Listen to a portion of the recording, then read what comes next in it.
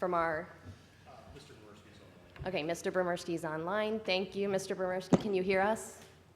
Yes, I can. Can you hear me? Yep, we're good. Great, All right, thank you. Let's all stand for the Pledge of Allegiance.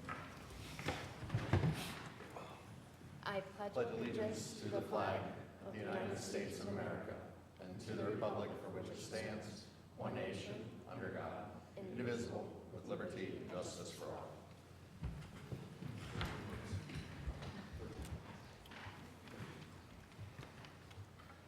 All right, an announcement of executive session. The board met in an informational session immediately prior to this meeting to receive training on the new agenda management system that we are using tonight, so bear with us, and to discuss a contractual matter.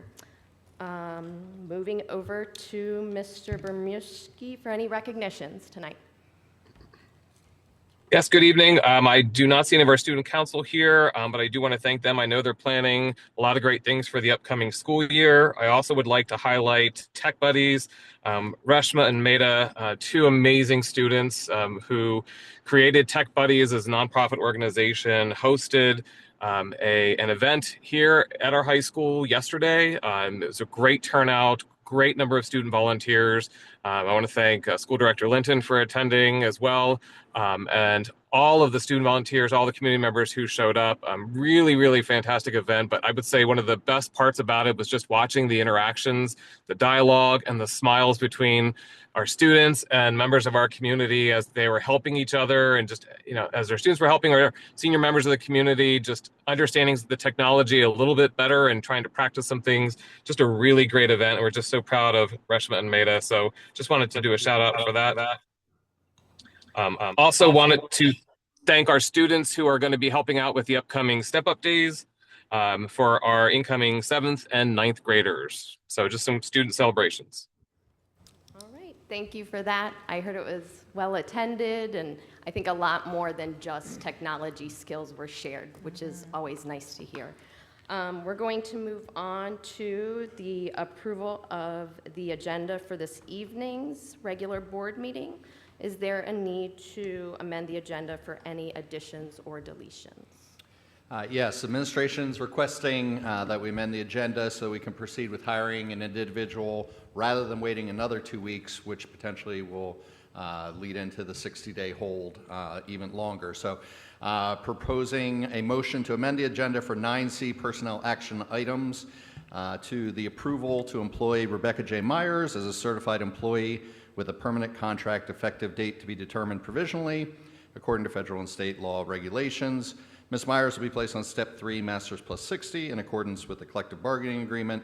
Ms. Myers is a graduate of Millersville University, is certified in special education PK to 8, and her assignment will be supplemental learning support teacher at Centerville Middle School. It's a replacement position. So moved. Well, thank you, Director Linton. A second? Second. Thank you, Mr. Williams. Any discussion? All right. All those in favor say aye. Aye. Aye. That was 8-0. All right. We're going to move on to the approval of the minutes as presented for our regular board meeting that was held on July 28th, 2026, along with the minutes of our Buildings and Grounds and Finance Committee meeting also held on the same evening. Do I have a motion? Motion. Well, sorry. Okay, I'm going to give that to Ms. Small. Second. Second. Thank you, Mr. Best. All those in favor say aye. Aye. No one says no. Mrs. Esselman, just a point of order. Mrs. Small's motion, as I understood it, was to amend the agenda. But I think we still need to approve the agenda It as was mine, amended. but it's okay. Yeah, Ms. And Linton. you're right. I Yeah. believe you're right, Mr. Keener, yes. Yeah. Okay, so we're going to go back and approve the agenda Approve the agenda as amended. as amended for this evening. So moved. Thank you, Ms. You're Linton. welcome. Director Linton. Second. Second. Thank you, Mr. Keener. Okay, all those in favor say aye. Aye. Aye. And so all of the agendas carry 8-0. Thank you. We have no residents' requests to address the board this evening. And then we're moving on to the superintendent's report. Mr. Bomerski. Thanks. And just because there was an amendment to the agenda, if there are any members in the audience that would like to speak on that particular item, they can let us know now, and we can do that before I do my superintendent report. I think we like hiring teachers. We're good. Great. Alrighty. A couple of updates. First, regarding the opening of school. Last week, information regarding bus assignments, teacher assignments, all of that was posted online, as I shared at our previous meeting. We are getting ready for step-up days. Tomorrow, we are welcoming our new teachers to the district. So they will begin their orientation to the district over the next couple of days. And then starting on the 19th, we welcome all of our staff back. And on the 20th, all staff are welcome back at our district-wide kickoff. And our first student day is coming up on August 25th. With regards to a community update regarding Penn State Health, I did provide the board information. We've had a couple of meetings with members of the leadership of Penn State Health to discuss with them ways that Penn State Health, the Lancaster Medical Center, can contribute to the district in a financial way, given that they are a nonprofit and therefore tax exempt. So we are working through what that looks like. I did provide you with an outline that they provided that was very general and still needs more in-depth work. But one of the things that we are looking at, potential naming rights. So we're looking at ways that they can contribute financially, as well as ways that they can contribute to our staff that could also help potentially reducing healthcare expenses. So we are trying to cover a gamut of those potential opportunities, recognizing that the hospital is fully located within our attendance area, and nonprofit statuses of organizations like that need to make sure that they are fulfilling their duty of giving back to the community in a variety of ways. And given that we are a school district, that generally means in a financial way. So we've been working through this and trying to worked with their team. They've had some leadership changes. I do have another meeting coming up in September after the leadership change transition occurs. But I did want to just let the board know that this is happening and that we are engaging in those conversations, and then just to provide that brief update. But you do have that general document that I provided in board news, I believe about 2 weeks ago. Mr. Bomerski, before you move on to the next piece, can you tell me how much they've contributed since they've opened and about the timeline of that? Financially to us, Yes, to the nothing. district. They've contributed to the township as well as the Hempfield Foundation. I'm glad to hear we have another meeting, but I must say this. I've been very disappointed with Penn State Health and Lancaster Medical Center in the fact that we've attempted for a long time to meet with them, to have some kind of meaningful discussion around their contribution to the district, and it continues to be delayed, pushed back, excuses as to why they can't meet with us or why they can't provide any funding or support. So it must be said that I'm extremely disappointed. I would hope that this meeting in September is meaningful. I think we have to have a more direct discussion amongst the board about what our next steps would be. Mr. Waldemuth, I couldn't agree with you more. I think these discussions have been ongoing. My understanding is that pilot payments such as what we were talking about are very common for large healthcare institutions. They are endemic around the county, and the fact that our neighbors from an institution as large and as wealthy as Penn State can't even come to the table to engage with us in a substantive way is deeply concerning. Thank you for your continued effort in that area, and I think we look forward to hearing about it. Yep, I will continue to keep the board updated as we progress, as well as who I'm meeting with, etc. The other piece I wanted to share, which is really exciting news connecting back to our high school project. We did meet the deadline of August 5th from the civil engineer side of things with regards to the resubmission to DEP.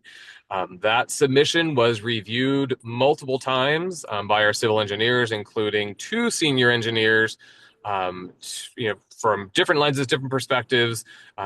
Beyond their team, they brought in additional individuals to make those reviews to hopefully ensure that we will get the DEP approval so that we can begin this project. At the same time, we had the bid opening for our high school project last Thursday. Overall, it was a wonderful bid opening.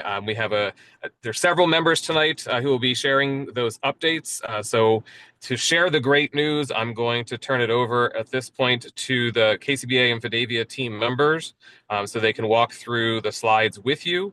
Following the information regarding the bid opening, we will have members of our financial teams from Raymond James and PFM to talk about the parameters resolution for the bond and the timing and some potential great opportunities for us to enter the market in terms of current rates to try and get the best rate possible for borrowings. So with that, I'm going to turn it over to the Fidavia and KCBA team members to walk through the slides that will be presented to you.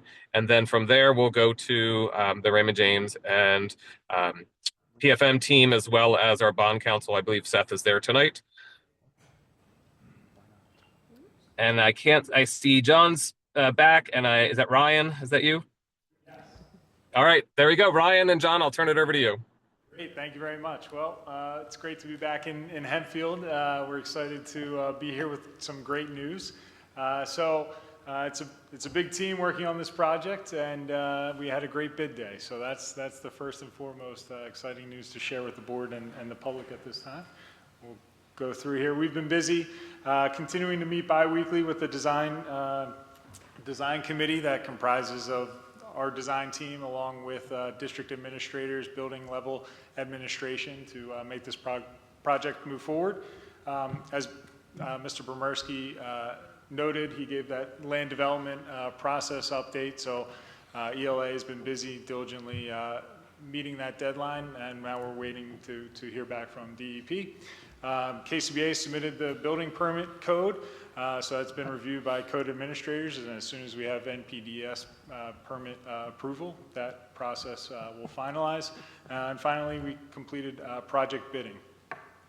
So with that, just a quick reminder of the project for those of you. I don't mean to interrupt. No problem.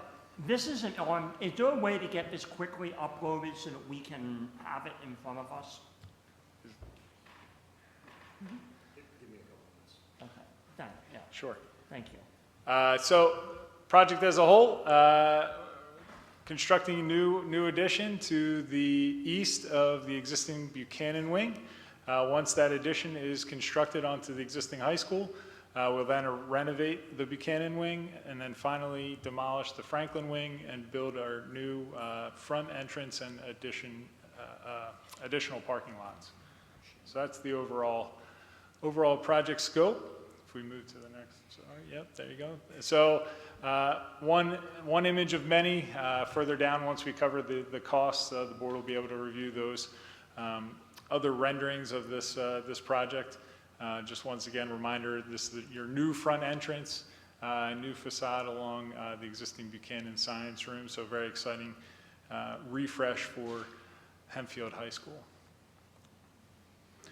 So our bid day. 2 of these packages had already been approved by the board, Package 1 and Package 1A. So both of those were related to the PAC upgrades. So those both totaling around $2.6 million.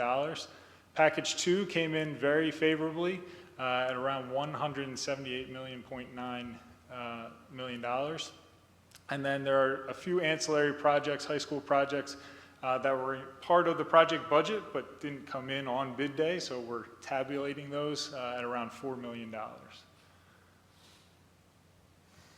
So as a little bit of a review, you'll recall during schematic and design development, the budgets had escalated slightly there as the bidding environments were uncertain. Anytime you have a project of this size, we're always trying to meet the market and make sure that we're providing a project that is on budget and meets the needs of the school district. So you can see there, the column all the way on the right-hand side are the actual received bids So the construction costs of those previous four items, Package 1, Package 1A, Package 2, and those other high school project costs are that $183 million plus the quantity allowances of $2.5 million. So those are the hard costs that we received bids for. We're then holding $5.4 million in construction contingency for any items found during renovation. Anytime you open up a wall, anytime you renovate an existing building, you're going to find things. So that construction contingency is being held for that. So that total hard cost is $190.9 million. And then we're holding those soft costs for fees, permit fees, tap-in fees, all of those at around 15.9. And then finally, items that go into the building that aren't part of any of those other budgets, the furniture, fixtures, and equipment, around $4 million. So that brings the total project budget for the high school at $210.8 million. Now, I want to pause here and keep in mind some of these numbers are still fluctuating based on bid reviews, based on other numbers that we're still getting in. But all in all, very good bid day numbers, very good budget comparison to the existing budget there. I agree, this looks great. Any thoughts on why the contingency is really the only cost that increased significantly from the development process? So because what we chose to do is at the end of the project, once the bids come in, we drop any remaining market contingency. So what we did was we increased, that's a recommended amount. That's not exactly a cost. That's a recommended amount that you would hold aside for change orders. So we did decide to bump that up 1%. I mean, Okay. you know, the board could push back on that, but because bids came in so well, it just seemed prudent to put a little bit more money towards that. Sure. You know, you've got 4 years of potential change orders. So there's no guarantee we'll spend any of that, let alone all of it? That is correct, because there is a fair amount of allowances. I don't know how deep we want to go in the weeds, but we have a couple $1 million worth of allowances in total.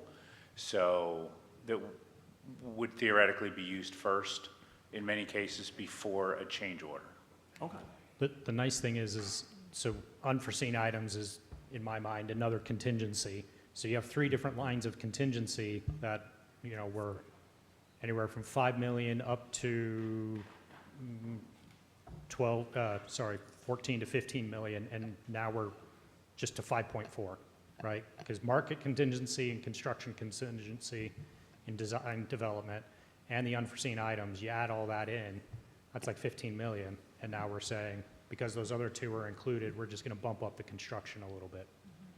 I think it was wise to push that construction contingency a little bit because we kept whittling away at that to make the numbers look good on paper. Agreed. And I'm looking at that 3.8 and I'm saying to myself, like, we're trying to make the numbers look good, but this isn't the right place to be there. So I appreciate that you moved that. I also don't know if this was intentional or just happenstance, but I notice it's just around 211 million, which was the number being thrown around over the last couple of years. So I know Mr. Keener was very concerned about that number growing and growing, and thankfully it's come back down. Now, to Ryan's point earlier, so the 190, those are what we call hard cost. Those are bids we have. The 190 is in the bag.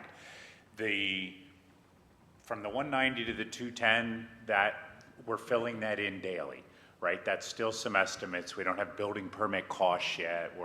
So that I just don't get too fixated on the 210. Not that it's going to get crazy, but until it's all said and done and those estimates convert over, it could go up or down a little bit.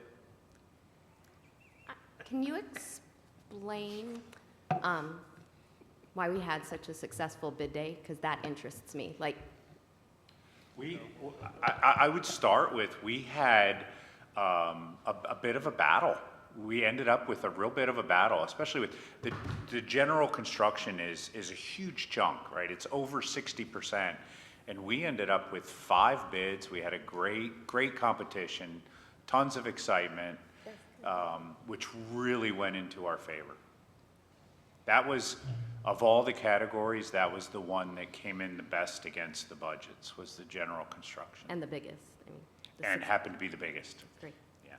If I could just add, because I'm real proud. No, I feel like you're excited I'm about it, so I want you to super share. excited. We've been working with the district now for, I don't know, 2+ years.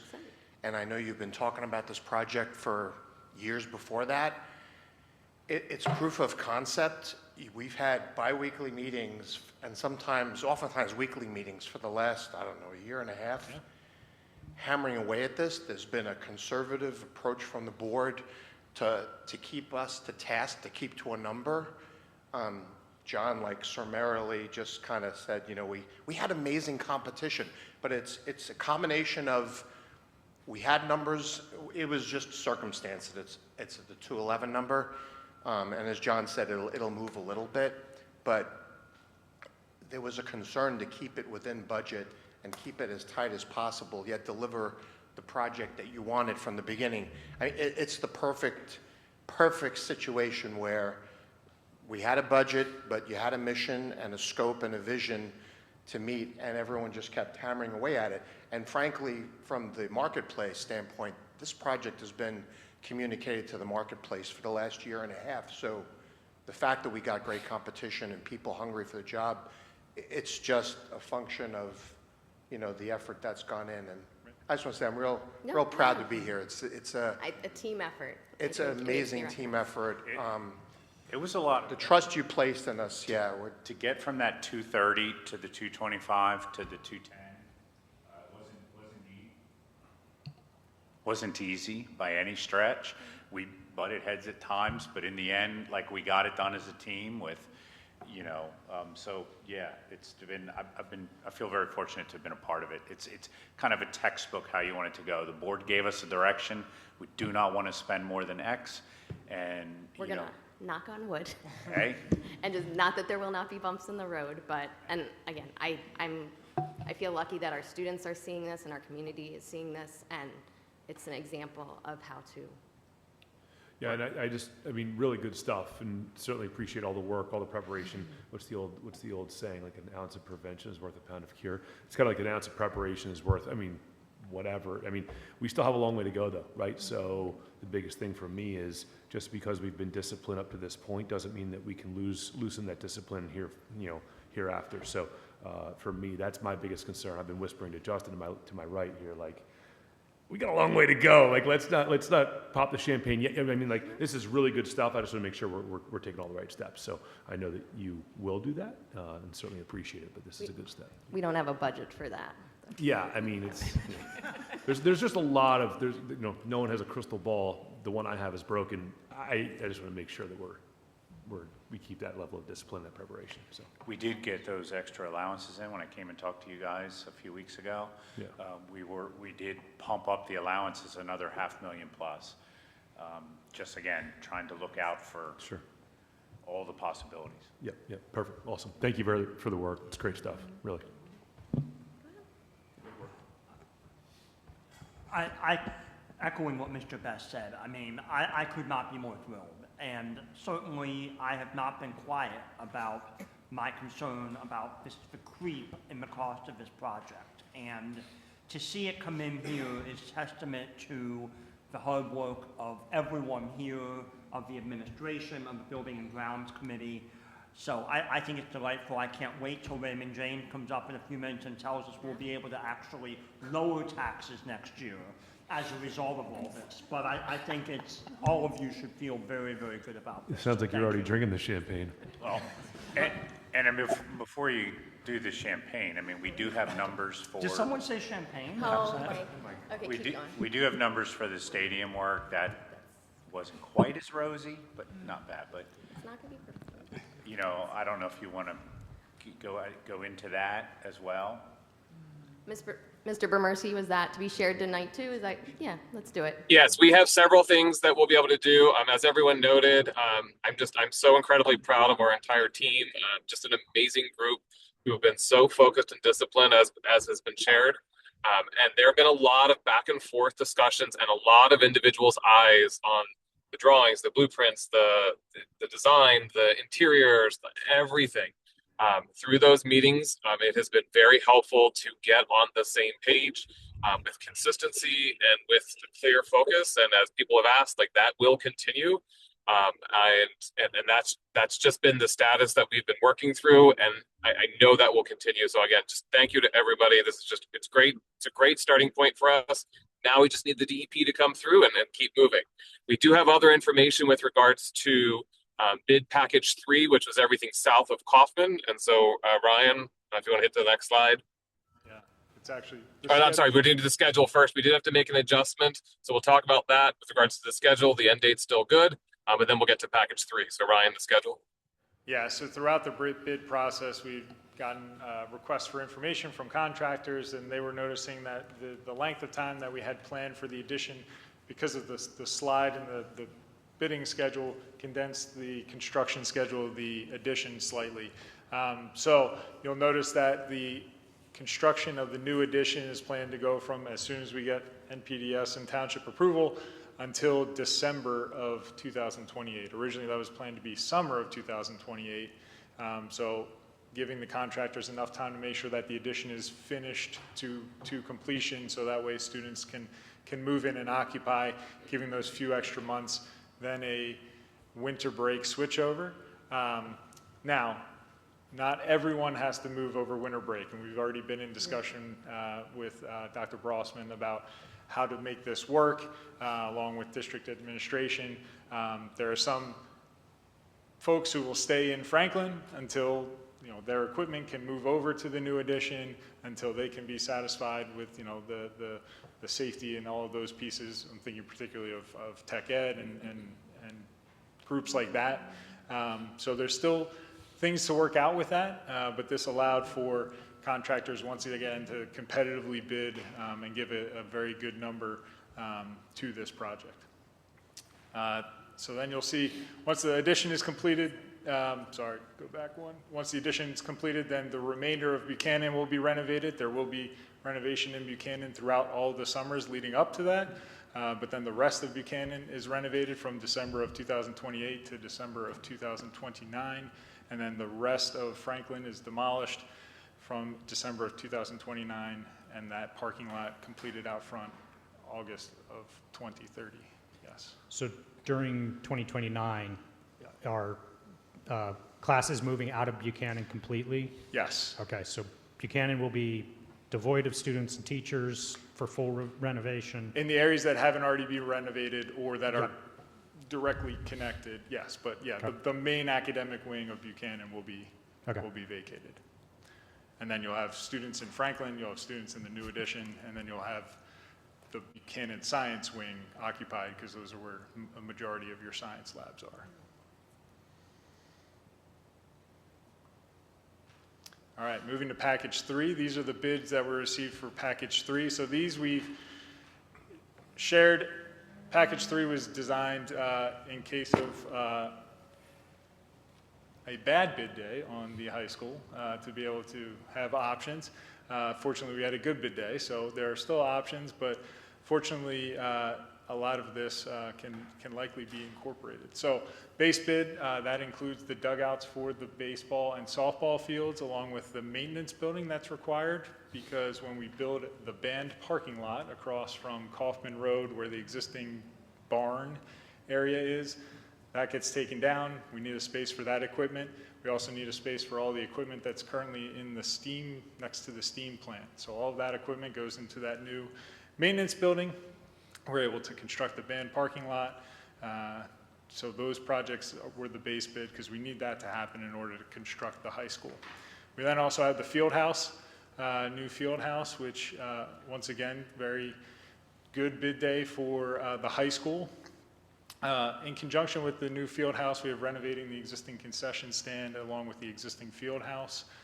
Those projects are tied together, we'll say, with the base building, with the stadium renovation, because in order to do the stadium renovation, we need to incorporate additional toilet rooms.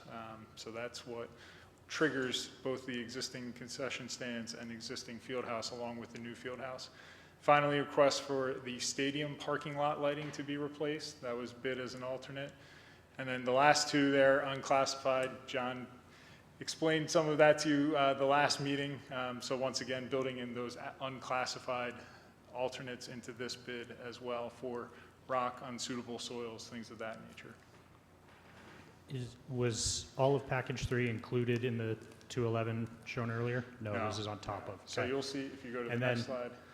Well, go ahead. Sorry, the Alt 1, that's in addition to the base bid, correct? Correct. So all these, this would be a, if you add all these up, it's a cumulative total. About 16 million. Right. Okay. So if you go to the next slide, this incorporates both the high school cost and estimate. So that design development column is the last estimate that we presented to the board. So it includes the high school cost, so package 1, 1A, and 2, along with the package 3 items that we just discussed. So you can see those line items coming across, and then the bids are the bids that we received for each of those pieces. The only piece, again, to John's point, that is not a hard cost is that last line item, soft cost construction and contingency and FF&E, which would be part of the package 3. So this, sorry. So this kind of gives you the whole picture of both the high school project and then those additional projects that are outside of that 211. And from a project standpoint, we obviously need to focus on high school and then the items that are south of Kaufman, the Dan Lot Maintenance Building, and the dugouts. As we're working through reviewing all the bid documents, we'll be able to dig into those numbers deeper and come up with some potential recommendations beyond the Van Lot Maintenance Building and the dugouts at our August 25th Board and Finance Committee meeting.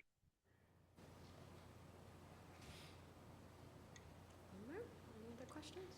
Any other questions? All right, thank you. And now we're going to talk money. Thank you. Thank you. Yeah, thank you. Alrighty, thank you again to KCBA team, the Fidavia team, district team, all the more engineering, everyone who's been working on the project. A lot of great work, a lot of great minds put together to get this project off and running. So thank you.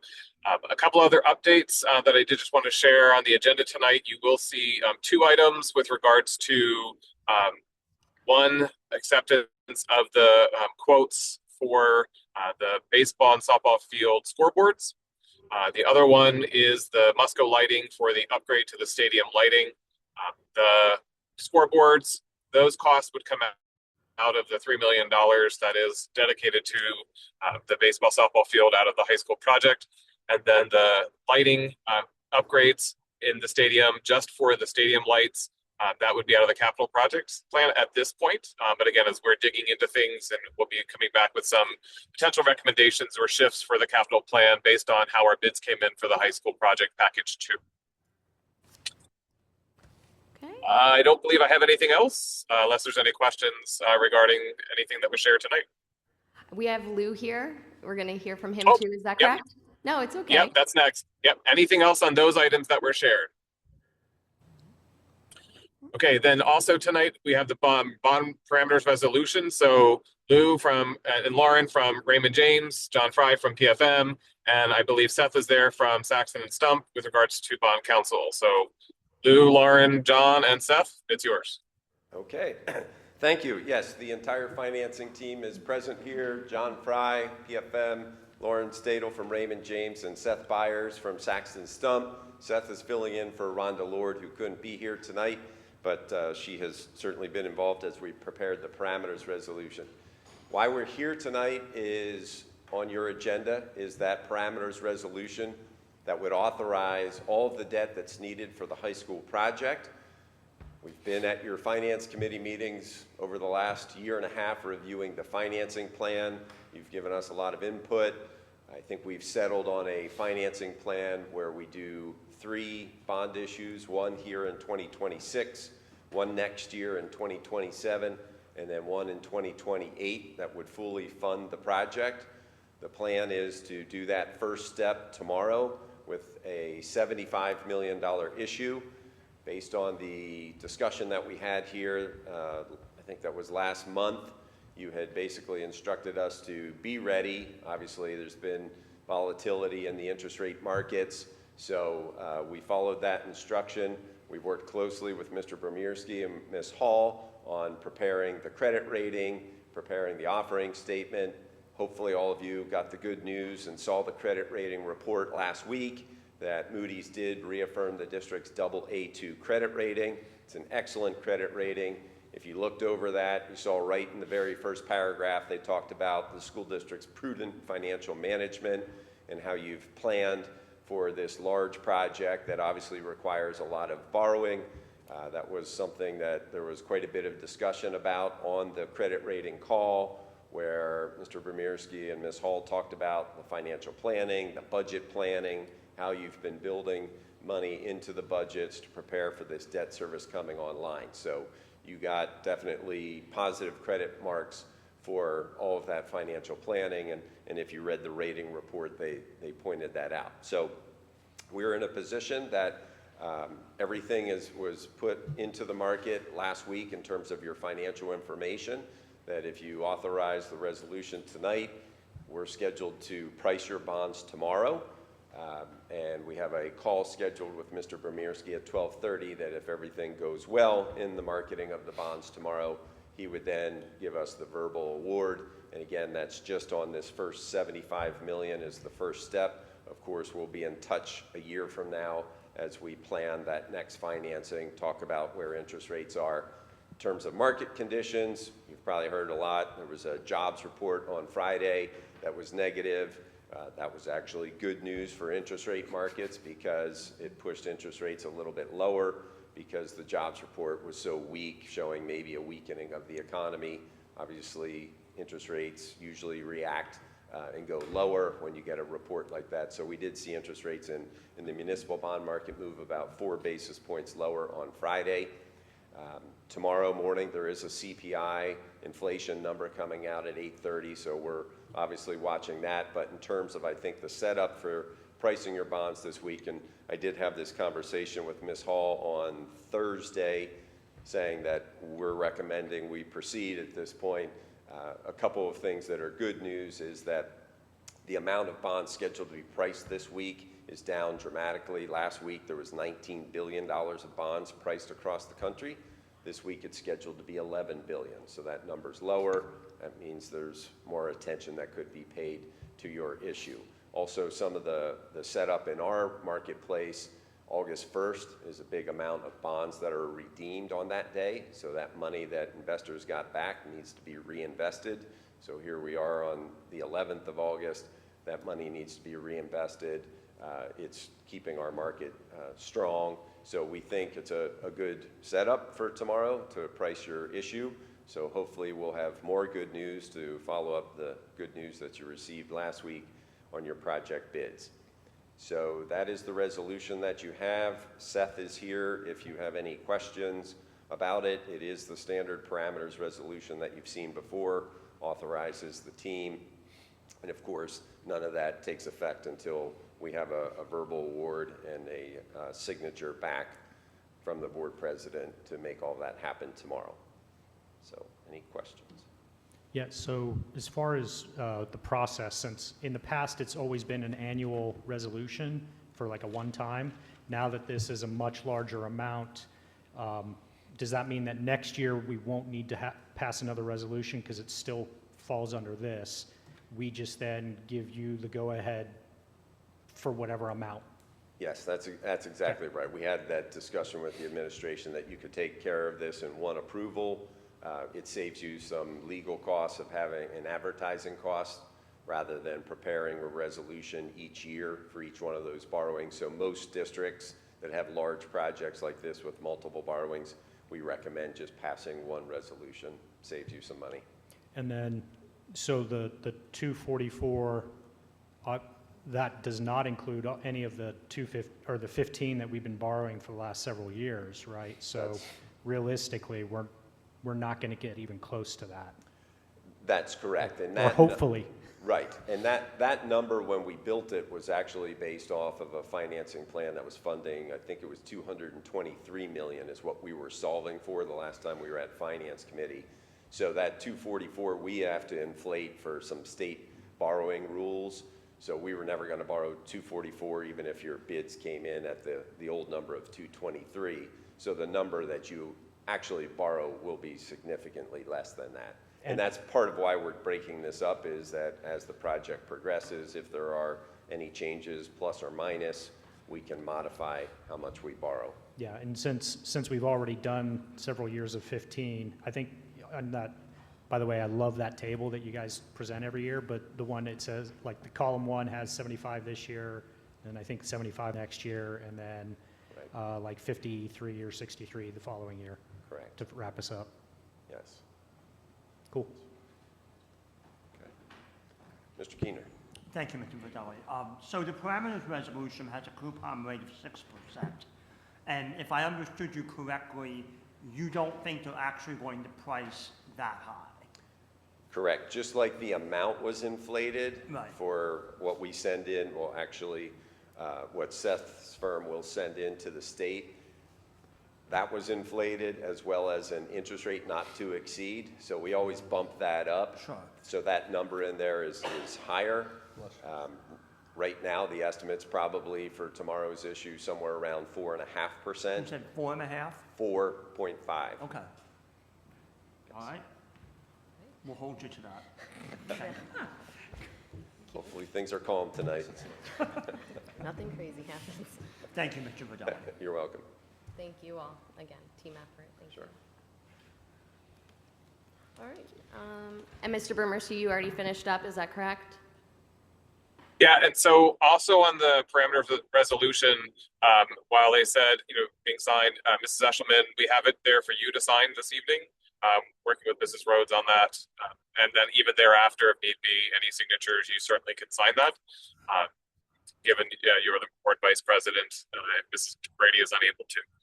Can't wait. The other piece that I did just want to share and remind the board, when Ms. Hall and I were on the Moody's rating call and providing information about the district, the advisor from Moody's was not just looking at the first borrowing, they were looking at the long-term needs of the borrowing, multiple borrowings moving forward.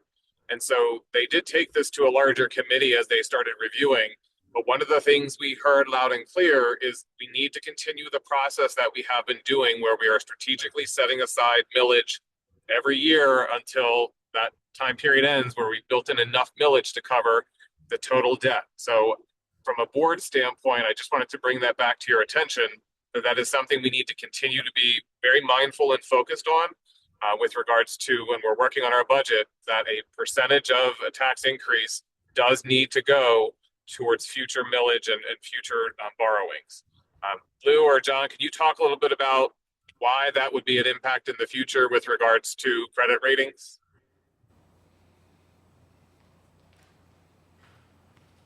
Yeah, and the credit rating call did go very well, and especially with the amount of debt that's coming, they're looking at the planning and the strength of the district into the future. We didn't get any comments from them regarding major concern, because I think what they're seeing is the good path that you have and that you've already put a lot of this in place.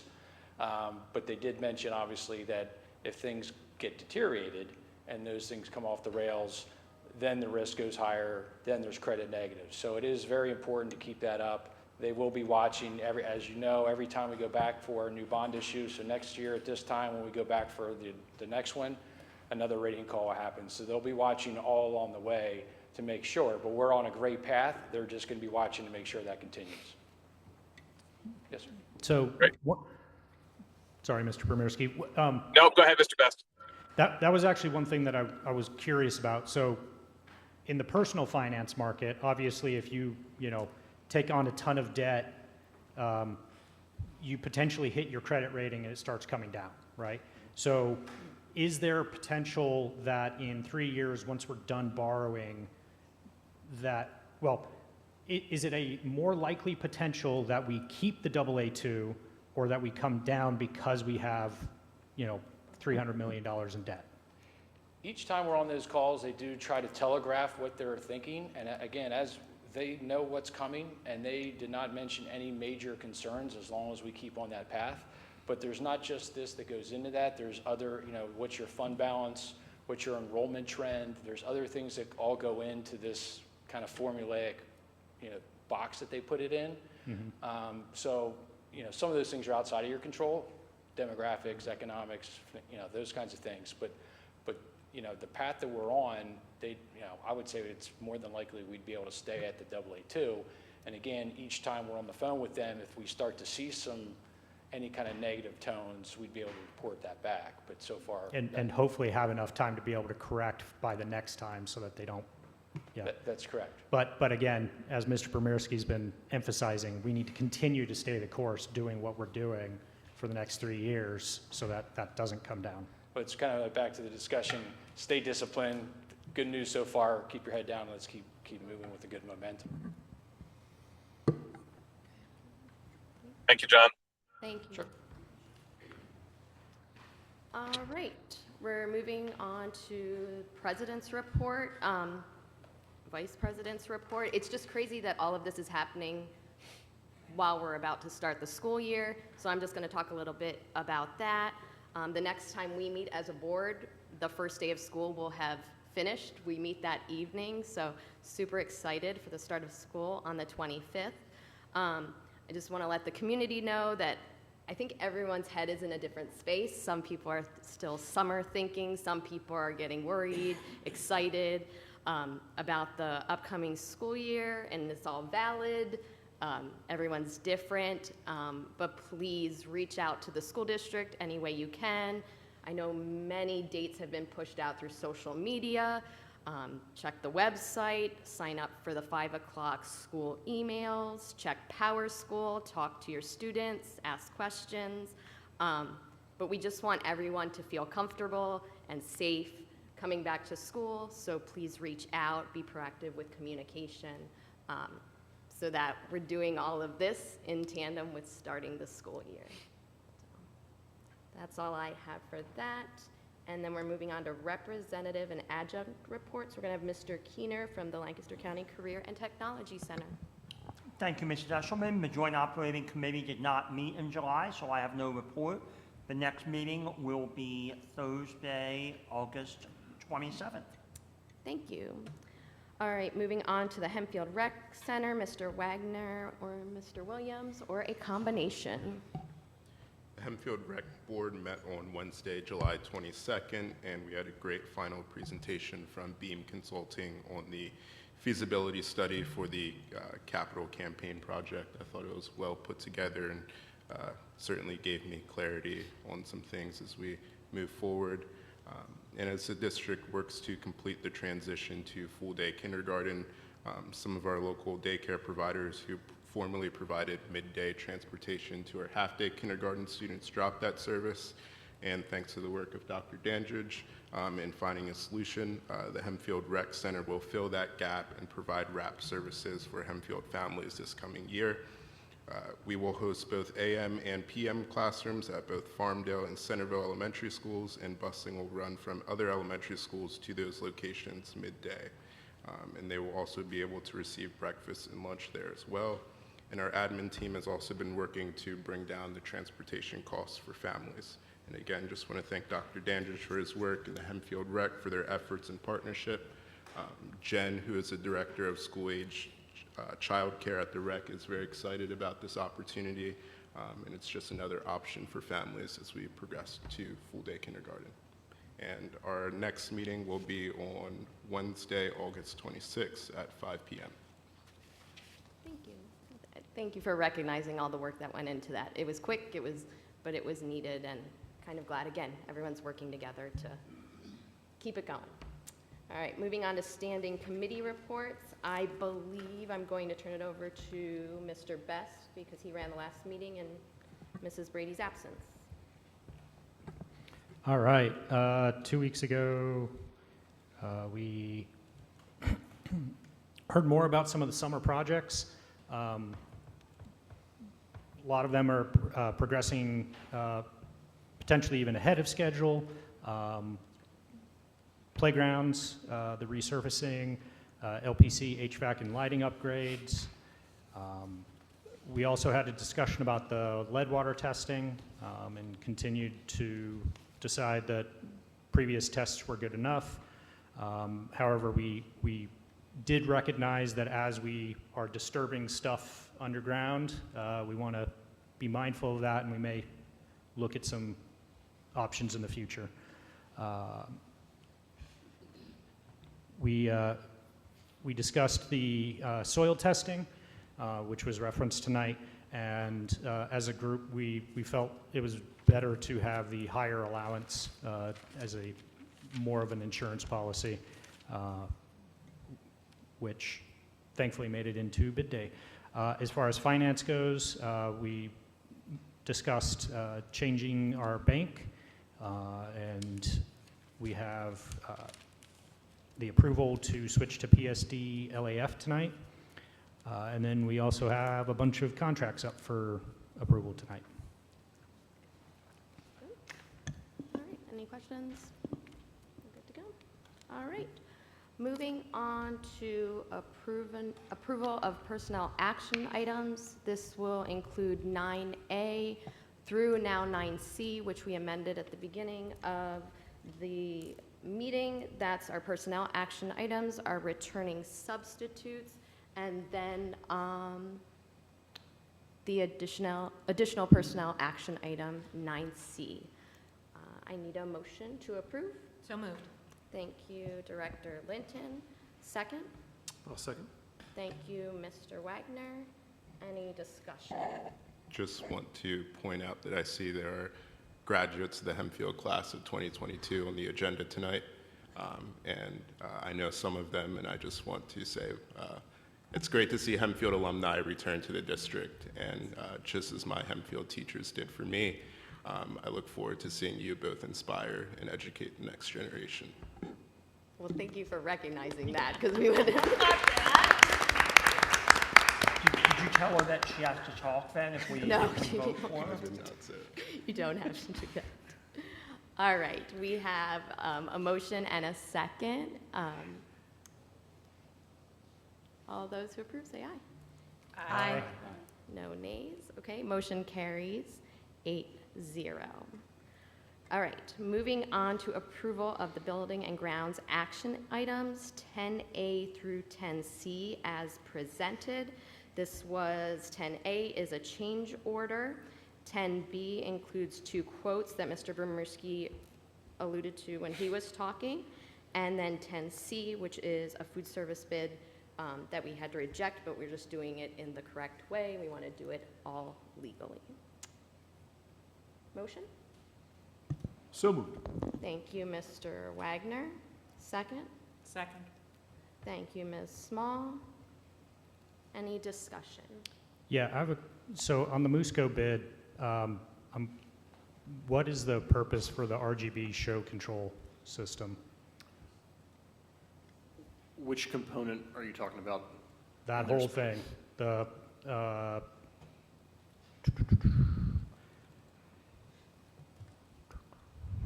pulling it up. It's the, what is it called? It's called show light, the special effects and RGB lights versus just regular stadium lights. And do we have any idea of how much that is in comparison to the total cost? I'm going to do my best to explain this because this wasn't my proposal, but I can try and talk through it as best I can since this was more of an ELA and maintenance thing. That does add a number of additional features into the system. There is some, right now if you're in the stadium, there's basically one giant breaker that flips everything on. This adds additional options to control the lights from other locations. It does allude to, you're correct, in terms of having a DMX interface, which is a lighting control protocol to be able to control that in some different ways, whether it's in the press boxes or other locations. This system also added in some additional metering, for lack of a better term. So one of the challenges right now, if we have an outside group renting the stadium, we have no way of tracking how much electricity they use when the lights are on.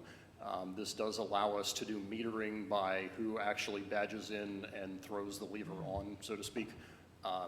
There's just way more controls in here for the size of the venue we have than just a giant switch, which is basically what's in there now, which is not, it works, but there's a lot more things that ultimately we really need to be able to do if we're going to truly overhaul the system correctly.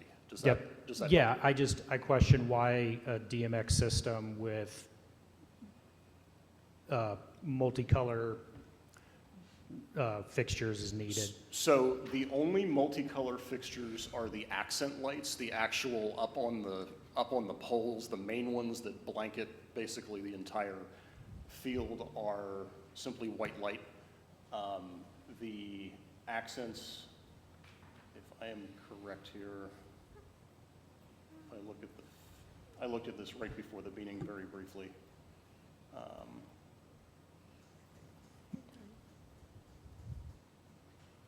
You're right. I was looking at the plan view, and it looked like they were up on the poles as well. Well, they are on each of the poles. It basically puts a bit of a red accent on the pole, but the actual field is just white light. Got it. And at the end of the day, as far as LEDs go, there is generally very little cost difference between color and white. There's an example in the high school bid that just came back. It's a few $1,000s, if that. And in this case, yeah, that is just the accent light on the pole that is color. Everything else is white. It does allow you to change the color temperature a bit, which is helpful just to get it tuned for the stadium and different environmental conditions. Does that answer your question? Enough, yeah. All right, well, we I have. hope that was enough. Like I said, that was not my baby, but I hope I talked through that well enough for you. Okay. Well, we have a motion and a second, so all those in favor, please say aye. Aye. And no no's, so that carries 8-0. All right, moving on to the approval of financial action items, 11A through 11C as presented. There's many contracts. I'm just going to go through quickly and who they are with, because there are many, and I know these were talked about at the last finance meeting. We have Airgas, InStructure, Magic School, McGrath Training Solutions, Mixed Impressions DJ, River Rock Academy, School Links, Vista Autism Services, and the Voya Retirement and Annuity Company. Then we have the all-important pizza bid and the Bank and Trust Company as depositories, which was also discussed at the finance meeting. Do I have a motion? So moved. Thank you, Mr. Williams. Second? Second. Thank you, Mr. Best. Any discussion? All right, all those in favor say aye. Aye. No nays. Motion carries 8-0. Real quick, I just wanted to mention, it looks like the administration did a really good job bringing some of those costs down, especially the Airgas one, seeing the previous price and the current price. So well done to the business office and anyone else negotiating on that. All right. And now we are moving on to 11D, which is the approval of the Hempfield School District resolution to issue the general obligation bonds, a series of 2026 to finance the capital projects. I will need a motion and a second, but then this does require a roll call vote. So can I have a motion? So moved. Thank you, Mr. Williams. Second? Second. Thank you, Mr. Keener. All right, and Mrs. Rose? Mr. Best. Aye. Mrs. Ashland. Aye. Mr. Keenan. Aye. Director Minton. Aye. Mrs. Small. Aye. Mr. Wagner. Aye. Mr. Williams. Aye. Mr. Wogan. Aye. All right. No one opposed. Motion carries 8-0. I'll sign that later. All right, approval of policy action items. We have just 12A, Policy 109, School Library Materials. Motion to approve? So moved. Thank you, Director Linton. Second? Second. Thank you, Mrs. Small. Any discussion? All right. All those in favor say aye. Aye. Any opposed? No. Motion carries 8-0. All right, moving on to approval of other action items. This is 13A through 13C, including our contracted transportation staff, transportation routes, and attendance officers. Motion to approve. So moved. Thank you, Mr. Wagner. Second? Second. Thank you, Mr. Williams. Any discussion? All right. All those in favor say aye. Aye. No one opposed. Motion carries 8-0. And an adjournment motion, please. So moved. Thank you, Director Linton. Second. Second. Thank you, Mrs. Small. All those in favor say aye. Aye. Motion to adjourn carries 8-0 at 7:02. Why don't we come back at 7:10 for our next committee meetings? Oh, wow. Look at my cute.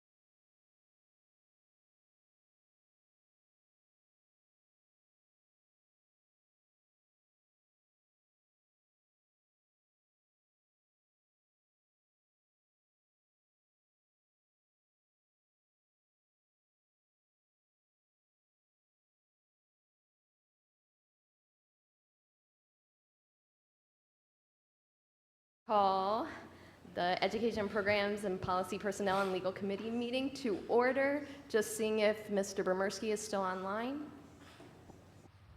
Yes, I am. All right, wonderful. There were no residents' requests to address the board, so we will be moving on to the Education and Programs meeting. Great.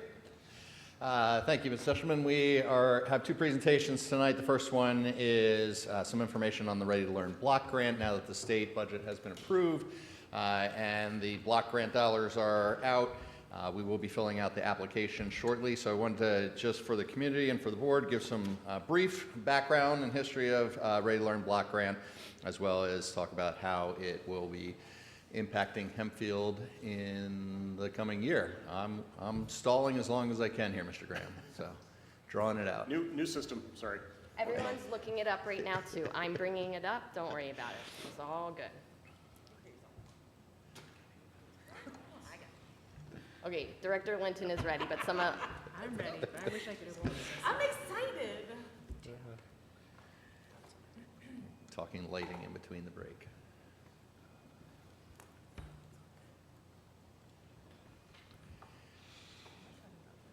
And for those in the audience, we are trialing a new system for the first time tonight, so we're all getting used to the navigation and where everything's housed and how to bring it up, so we bear with us just a bit. And we're patient, and we're kind. Good role models.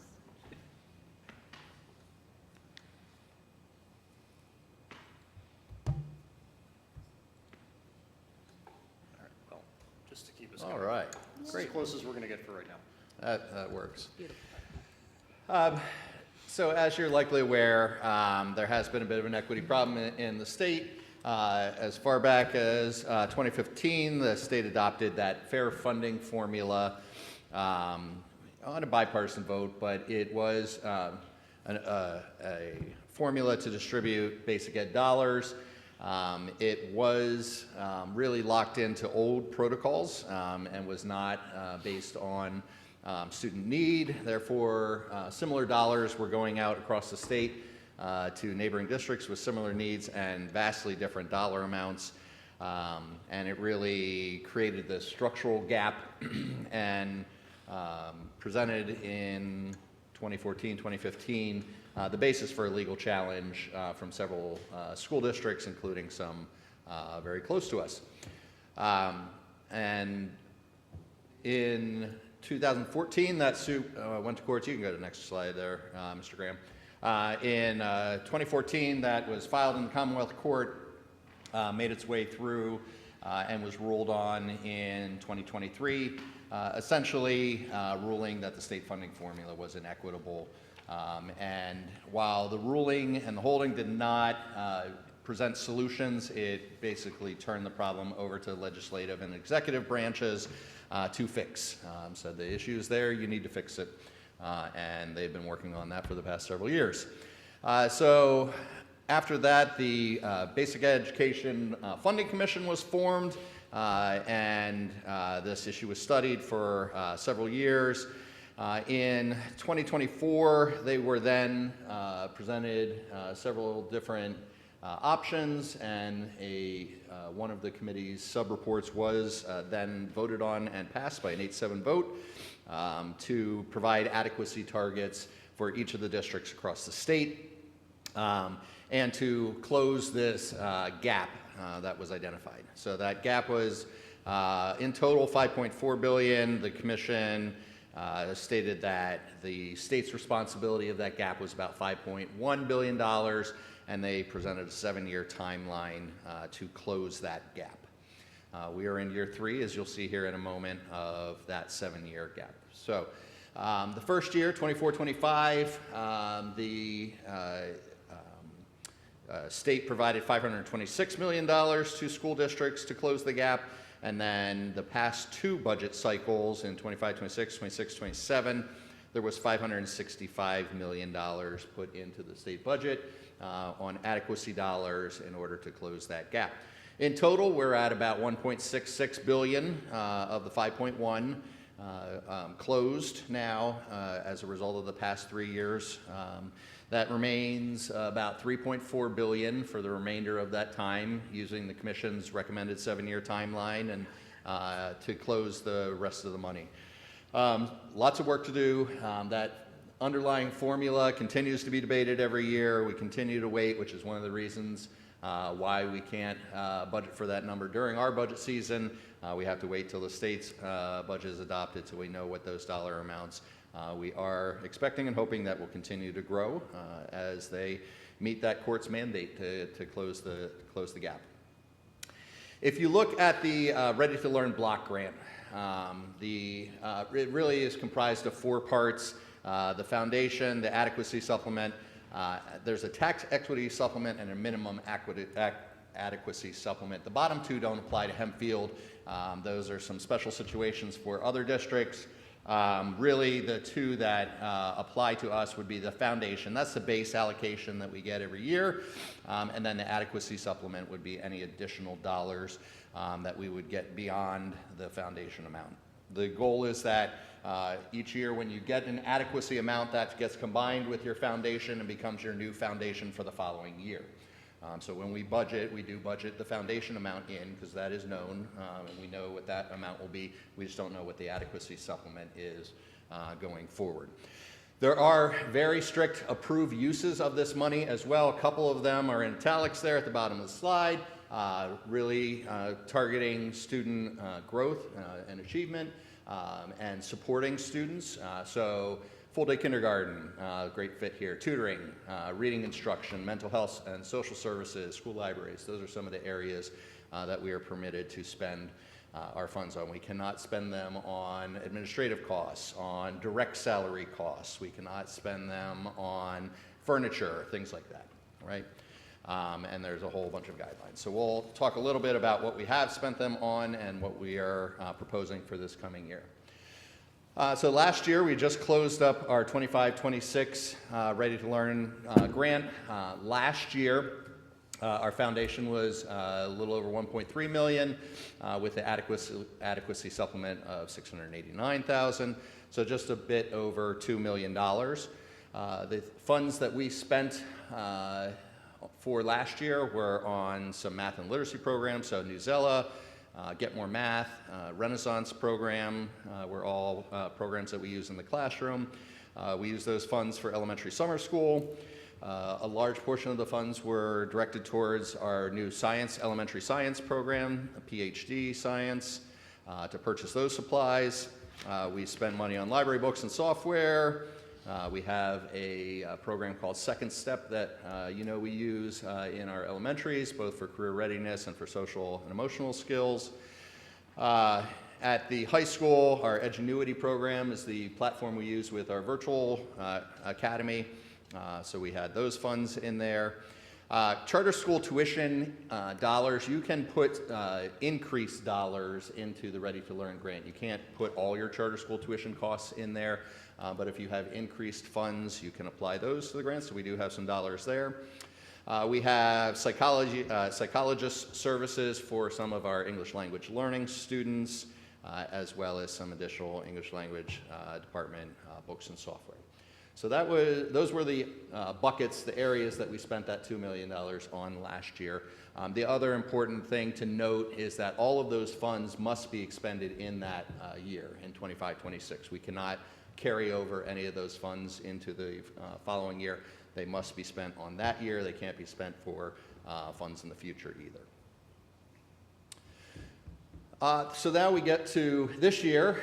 So as I said, you put those dollars amount. Last year, we received a little over $2 million. That becomes our foundation grant.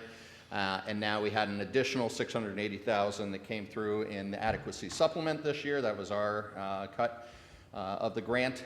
So all told, we're about $2.7 million in funds for this year. So we went through all of the areas that we could spend that money on, and here are the things that we were proposing to spend that grant on or to write into the grant this year.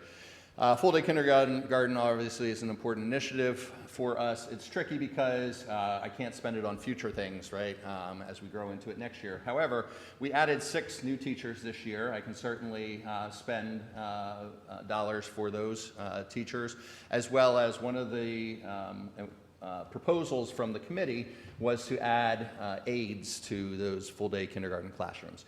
We did not adopt that last spring when we were talking about full-day kindergarten. We put that as a future consideration. But one of the things that we'd like to do with the Ready to Learn grant is to pay for 6 kindergarten aides in those classrooms. We think they will add tremendous benefit. They actually will help us a little bit with the wrap services that Makai was talking about a little bit earlier, because we have some midday supervision gaps to close. Having additional aides will assist us there, and it does align well with the committee's recommendation. In terms of math and literacy programs, the state did tell all school districts that you must teach cursive again, so that is new for us this year. So thank you to Mr. Hoffman and his team for researching programs. We are going to be adding this to 2nd grade this coming year, and we're bringing in a program called Learning Without Tears. You'll see that as a contract coming soon, and we'll also supplement that in other departments throughout students' educational career, but we'll start with the base learning in 2nd grade. One of the other items that we would like to do this year is, if you remember a couple years ago when we adopted Wit and Wisdom, we hired coaches, instructional coaches from Great Minds to assist with that transition. We would like to bring back those coaches, especially because we have some dollars to spend, and those would be a one-time spend. It wouldn't be something that we would continue in future years. But we could use those coaches to continue our implementation of Wit and Wisdom. In the past iteration of those coaches, we had 2 of them, and they rotated between our 7 different elementary schools. They went and did a combination of co-teaching, walkthroughs, observations with our teachers, as well as coaching with our leaders about implementation of the program. Especially with the state of our PSSA scores, not only in our district, but across the state, and the decline of those scores, we think instructional coaches is an area that would make a lot of sense for spending those dollars. And I'm going to pair that, I'm going to jump ahead on my bullets to the second to last one, where I have elementary instructional coaches. One of the other items that we talked about were to not rent from the company year after year. We saw that as a one-time, bring them in and help us get up to speed. But having our own teachers become elementary coaches, and it's a valuable role that many districts utilize. We do not have that in the elementary. So we would like to have 2 elementary teachers. This would probably be for the second half of the year.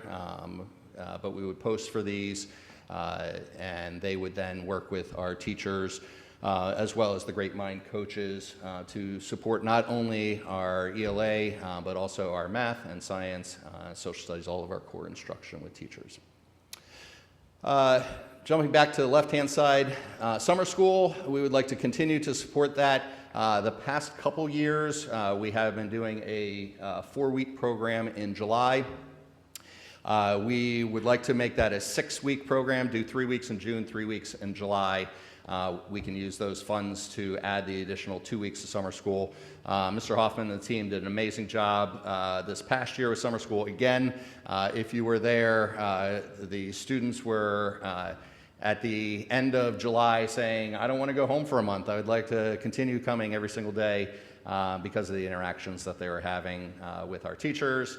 And continuing to learn over the school year. So it's been a very successful program. We'd like to go back to the 6 weeks and can support it with these funds. An elementary librarian.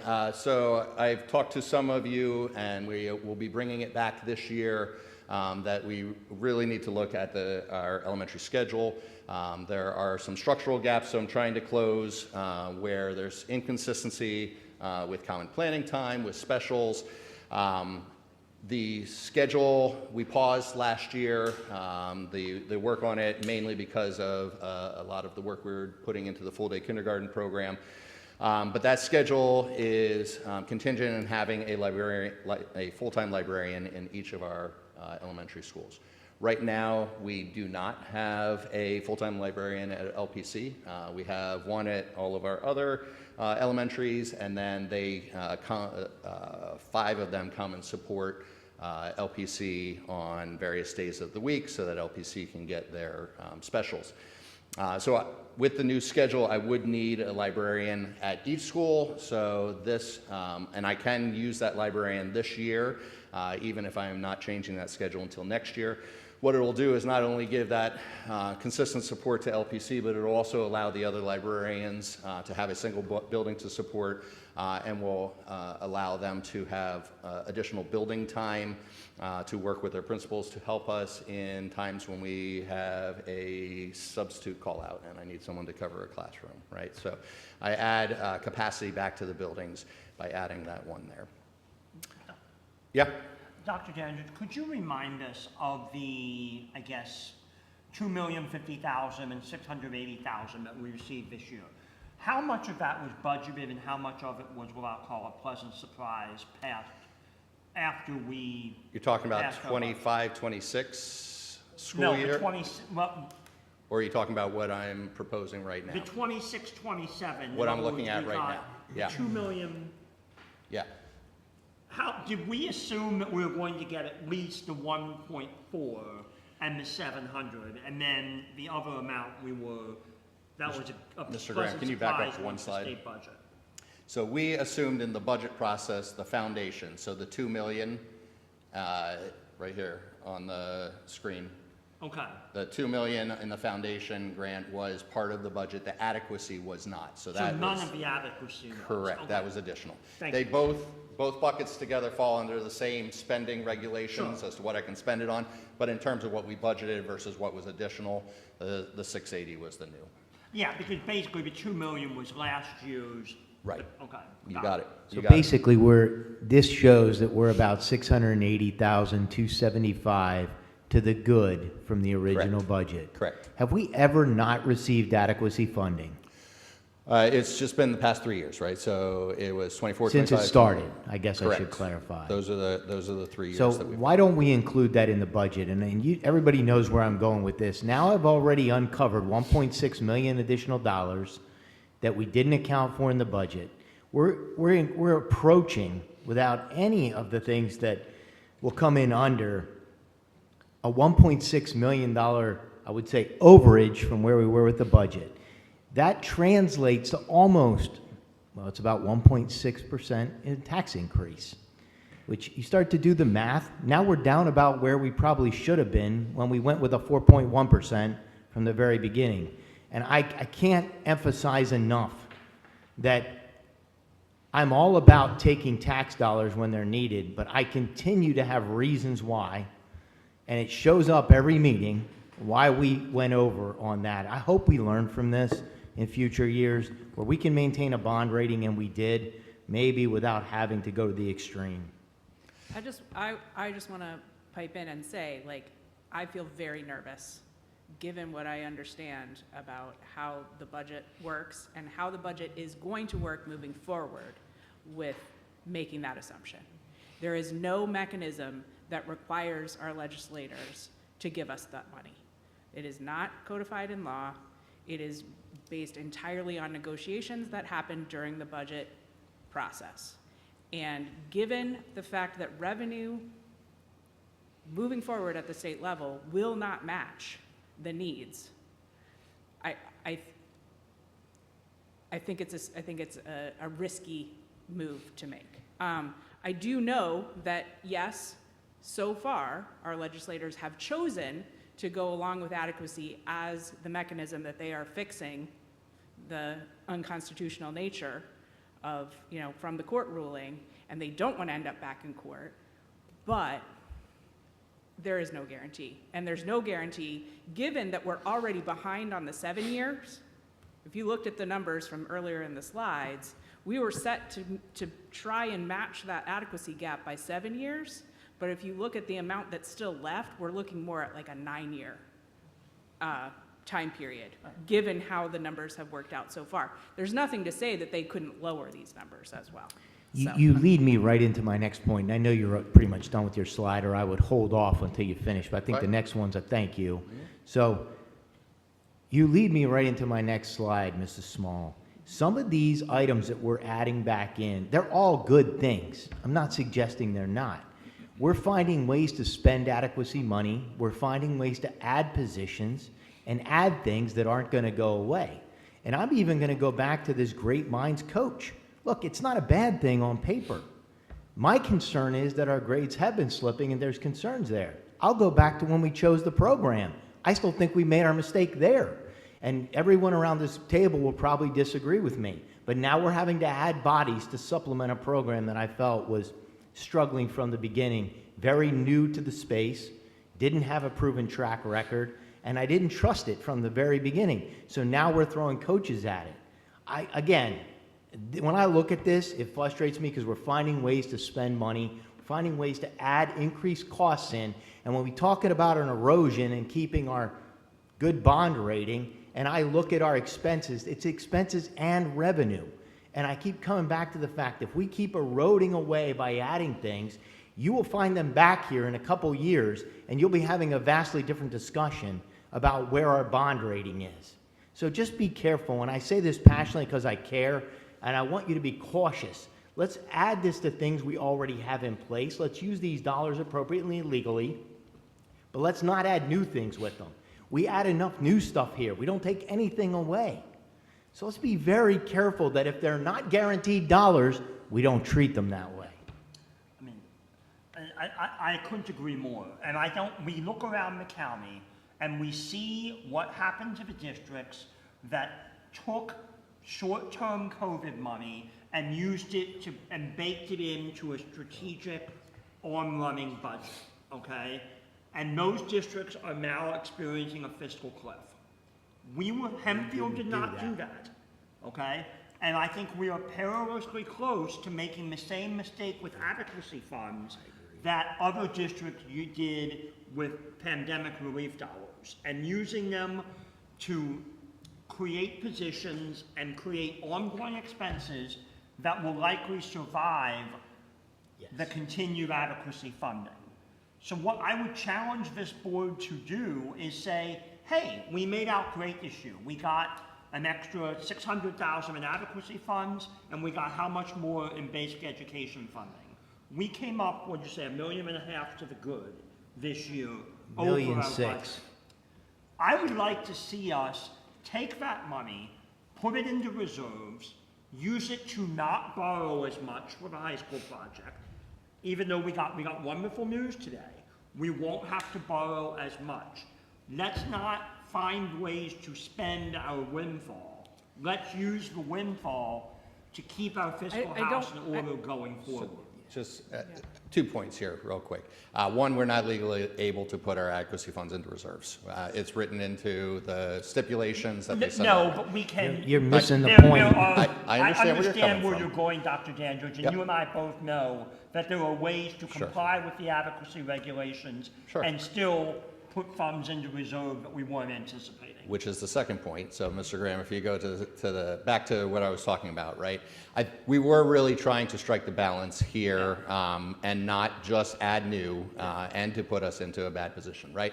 So the new pieces, right? I'll just cover those, right?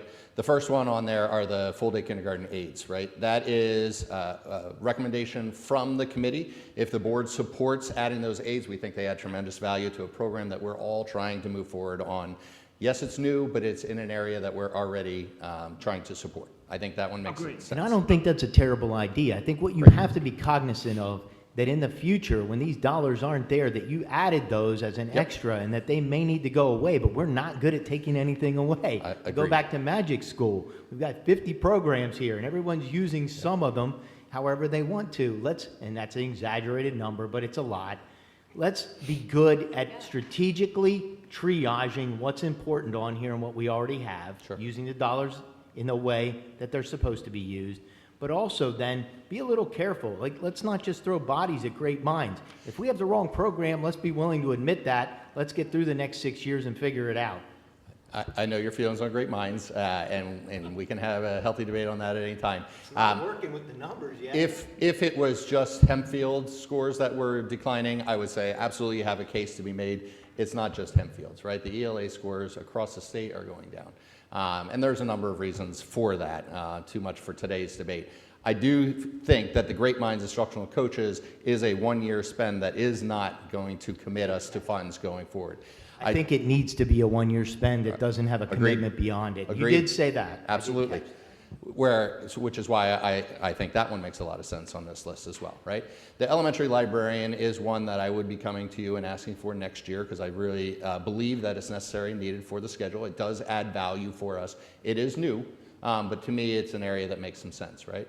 The elementary instructional coaches, right? That is definitely a new piece. It is not necessarily committing us to those coaches. If we run them this year and we don't find value in them and they are not enhancing our classroom practices, those teachers can return to a classroom position, right? We don't commit ourselves to the instructional coaches long term. If they are adding value, which we expect and hope that they will, then we actually have added something that is giving benefit back to the district. So that's an area that I think makes sense. The other one that I did not talk on that was a new position here is the middle school math interventionist. If you're familiar with our interventionist model right now, we have an ELA interventionist at CMS and one at LMS.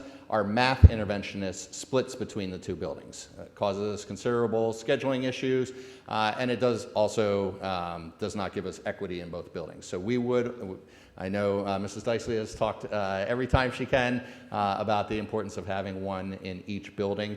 Again, I think that's something that will show value not only for the students but for the teachers that they work with. By adding there, I think it's an area that makes sense.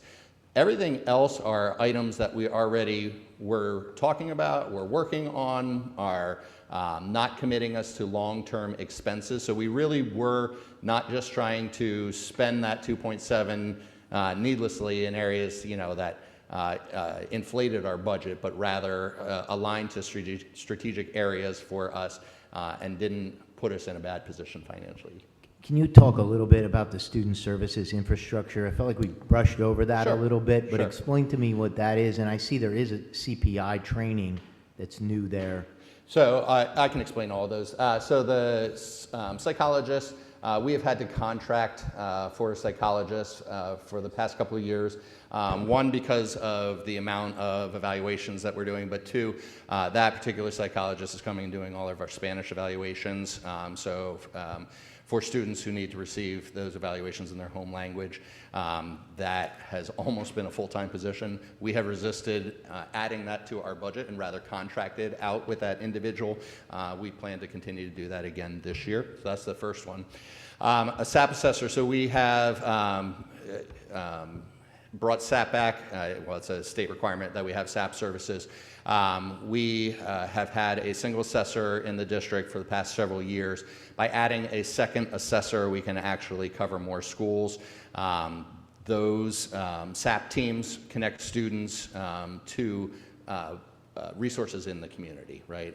So it could be mental health services in the community. It's doing the evaluation, connecting them with the professionals in school who see them and might see some of the needs, but then connect them to outside services. So that would be an added position? It's not a position for us.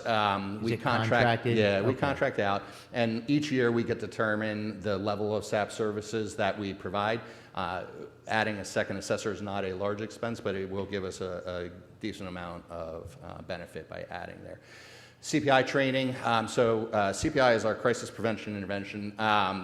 It is a tool that we use, a training that we use with our administrators and our teachers to help with de-escalation techniques, especially for students who are in escalated states.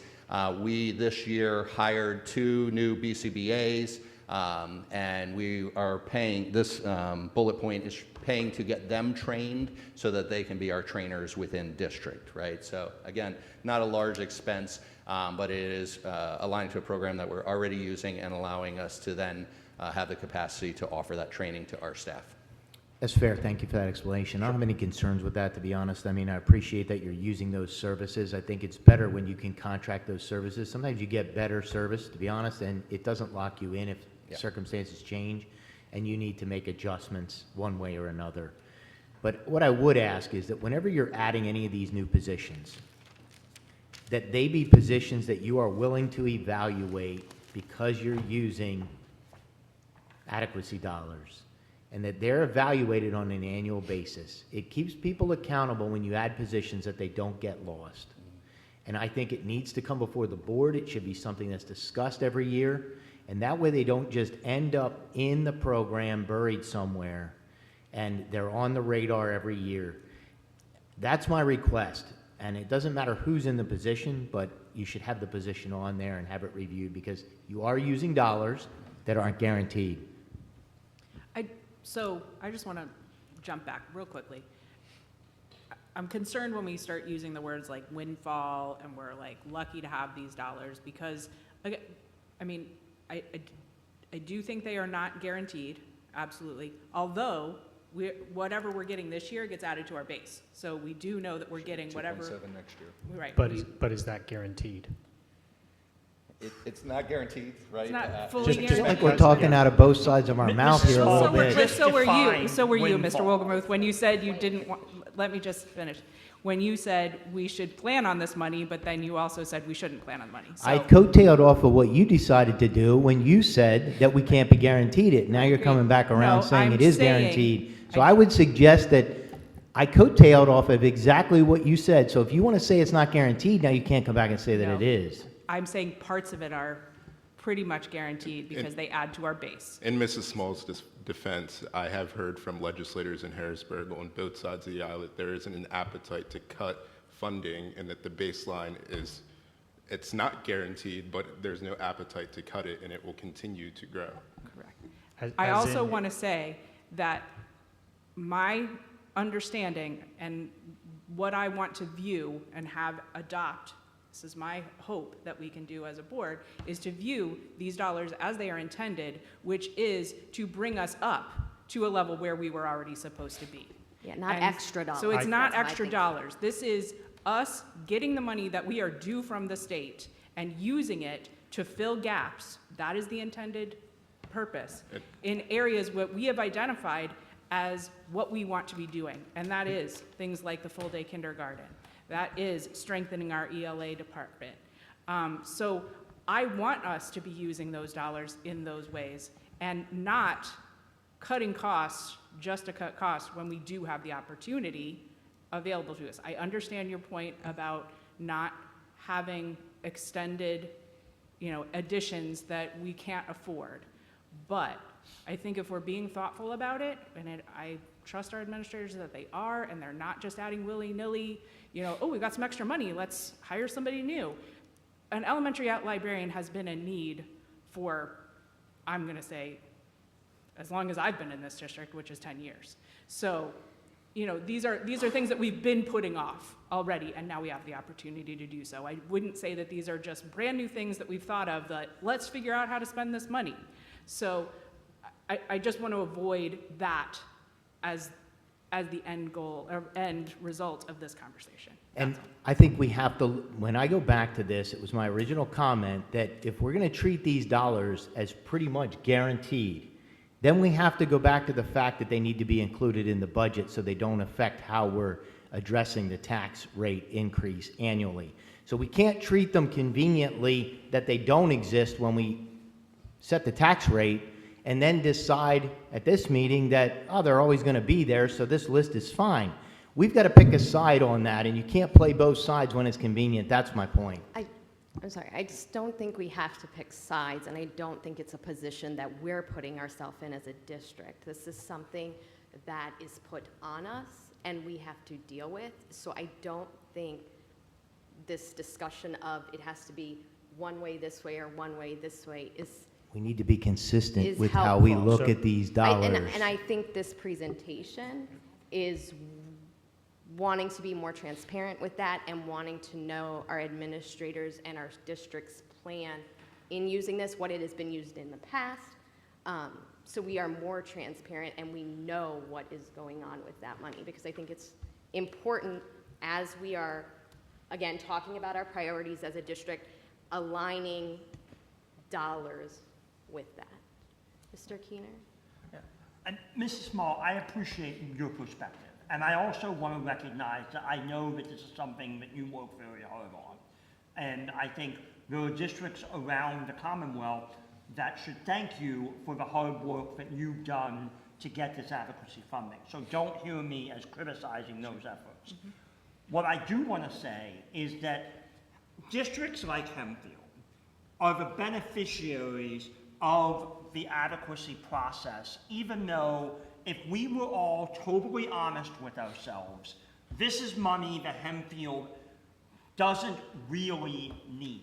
Okay, the adequacy dollars were designed to fix problems that Hempfield is fortunate not to have. No, full day. I'm sorry, Mrs. Eshelman, I have the floor. I just want to say full day kindergarten, because that's Okay, like, I mean, now, we all represent Hempfield. We represent this community, and yes, if the state wants to give us more money, I'm not going to turn that down, okay?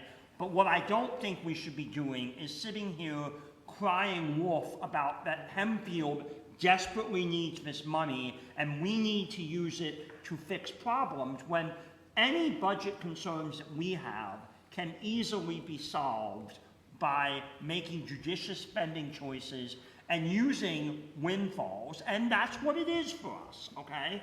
Whether we like that term or not, using windfalls to address strategic, long-term needs such as the capital projects.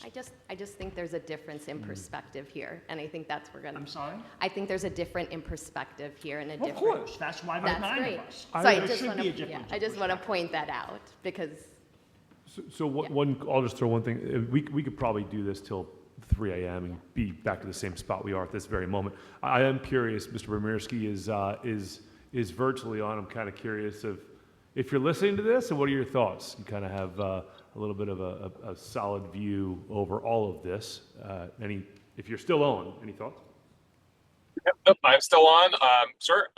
First and foremost, I think it's important that with regards to the adequacy dollars and the dollars that should have been coming to the state, we know historically that the state and the federal government have underfunded schools for decades. And part of this challenge at the state level is because the court ruling determined the state was funding schools in an unconstitutional way. So they had to come up with a solution. They were not able to come up with a compromise from a partisan standpoint. Now, that said, I think it's easy for others to judge school districts to say this school district should get it and this one shouldn't, without actually being in the school district and understanding the needs and demographics and changes of those districts. All that said, we are entitled to these dollars regardless of whether you believe we should have them or shouldn't have them. And I would say, quite frankly, all the schools in the state should be getting adequacy, and they don't all get it to the extent that others do. That's a whole different debate. When it comes to these specific dollars, the team knows very clearly that if we are looking at adding a position, that adds, and Ms. Hall and Ms. Marchese and Ms. Tamayo, like they all work on putting that in the budget. So we have it there, so we know what our starting point is, so that we don't have a cliff down the road, so that we are forecasting it out.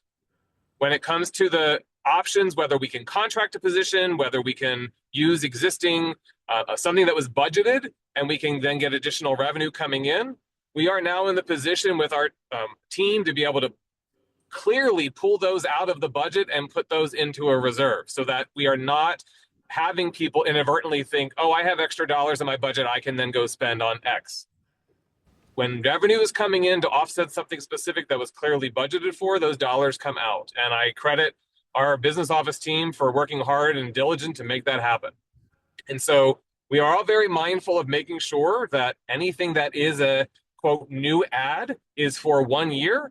And as we work on that budget, I just want to be clear with everybody, the only new dollars for us coming in this year were additional BEF dollars, which were small, additional special ed dollars, which were okay, thank you, but clearly by far not enough.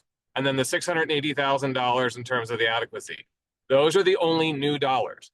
Next year, when we start working on the 27-28 budget, we will take all of these dollars we received this year, build it into the state revenue portion, and that becomes our new base. There is no guarantee that that will continue, but once it's in the base, it's going to be a little harder for the state to take it out. What is going to be in question will be any increase to BEF, any increase to special ed, or any increase to adequacy. Those are an unknown. So to the point earlier, I think Mr. Wohlgemuth, you made this about we need to just add those dollars in. That's a strategic financial discussion we'll need to have with the upcoming budget of are we going to add those dollars in or not? We do need to understand though and make it crystal clear if the state decides not to award school districts those dollars, we will then either need to recoup those costs through hopefully other means and or pull it out of reserves. So as Dr. Dandridge and the team are working on this, we are trying to find ways to increase the programs that we are providing and reaching more students. And we know full day K is a primary target of these dollars, but we also know that there are other spends that we are going to be able to say that these were already budgeted for, and we're going to then pull those dollars out, put them in reserve. And if we don't need those reserves at the end of the year, that's another conversation the board can have as to where those dollars go. So there's a lot of attention to this from the administrative level as to what to do, how to do it, and then what does it mean long term. And I think the important part for right now, as Dr. Dandridge and the team have been working on this, is we are just trying to increase the opportunities for our students without significantly impacting the overall spend of our budget. And so for this year, as he's looking at it, one of the things that we talked about was just making sure that we know what was currently budgeted and what's quote new. And then we build that in for next year's budget as our starting point. And if we are under with regards to revenue and our expenses are higher, we have to figure out how to balance that. And we bring those recommendations to the board. I don't have a problem with anything that's been shared. I think for me, it's the fact that in my opinion, we've conveniently adjusted how we look at these dollars depending on what we're discussing. And I would like to see consistency with how we're going to treat these. If we're going to see them as adequacy dollars that we may or may not receive, then let's manage the spend on these dollars knowing that the next year we're figuring they're not going to be there, because that's how we're budgeting. So let's be consistent with our budgeting and our spend approach, not let's take these dollars and then put some positions in there that won't go away in a year and treat the dollars like they're not there in a year. Let's be consistent with the budget approach and with our spending approach. I want to see those aligned. That will help me a lot. Right now, I don't see that alignment. So, Mr. Wohlgemuth, one perspective that I think does address that, which is what I was trying to get to a couple months ago, when we had this debate about the taxing authority and the percentage to raise it. I told the business team, or I recommended, obviously I can't tell them, but I recommended to them, look, if we get extra state dollars, which we are sure is going to happen, but we don't know what that is. If it's $10 or $10 million, right? We don't know what that number is. And I think that's the biggest risk here, right? We can look at historical and see what the increase has been year to year typically. And we could possibly say, all right, we're going to take a moderate risk and assume that the state is going to give us X number of dollars extra, right? And we do a very moderate risk, one that we feel like we can cover by pulling out of reserves if needed, right? I feel like that would be the most I would ever be comfortable with doing. But what I challenged them to do was to come up with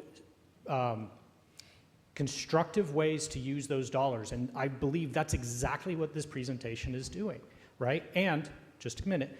So the way that that's not talking out of both sides of our mouth is we know there are lots of initiatives in this district that we want. Full day kindergarten is primary, top of the list, right?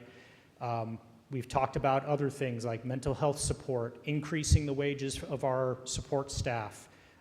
There are other gaps that the administration has presented to us, such as, look, it's really not fair to have to, split library or interventionist services across buildings, right?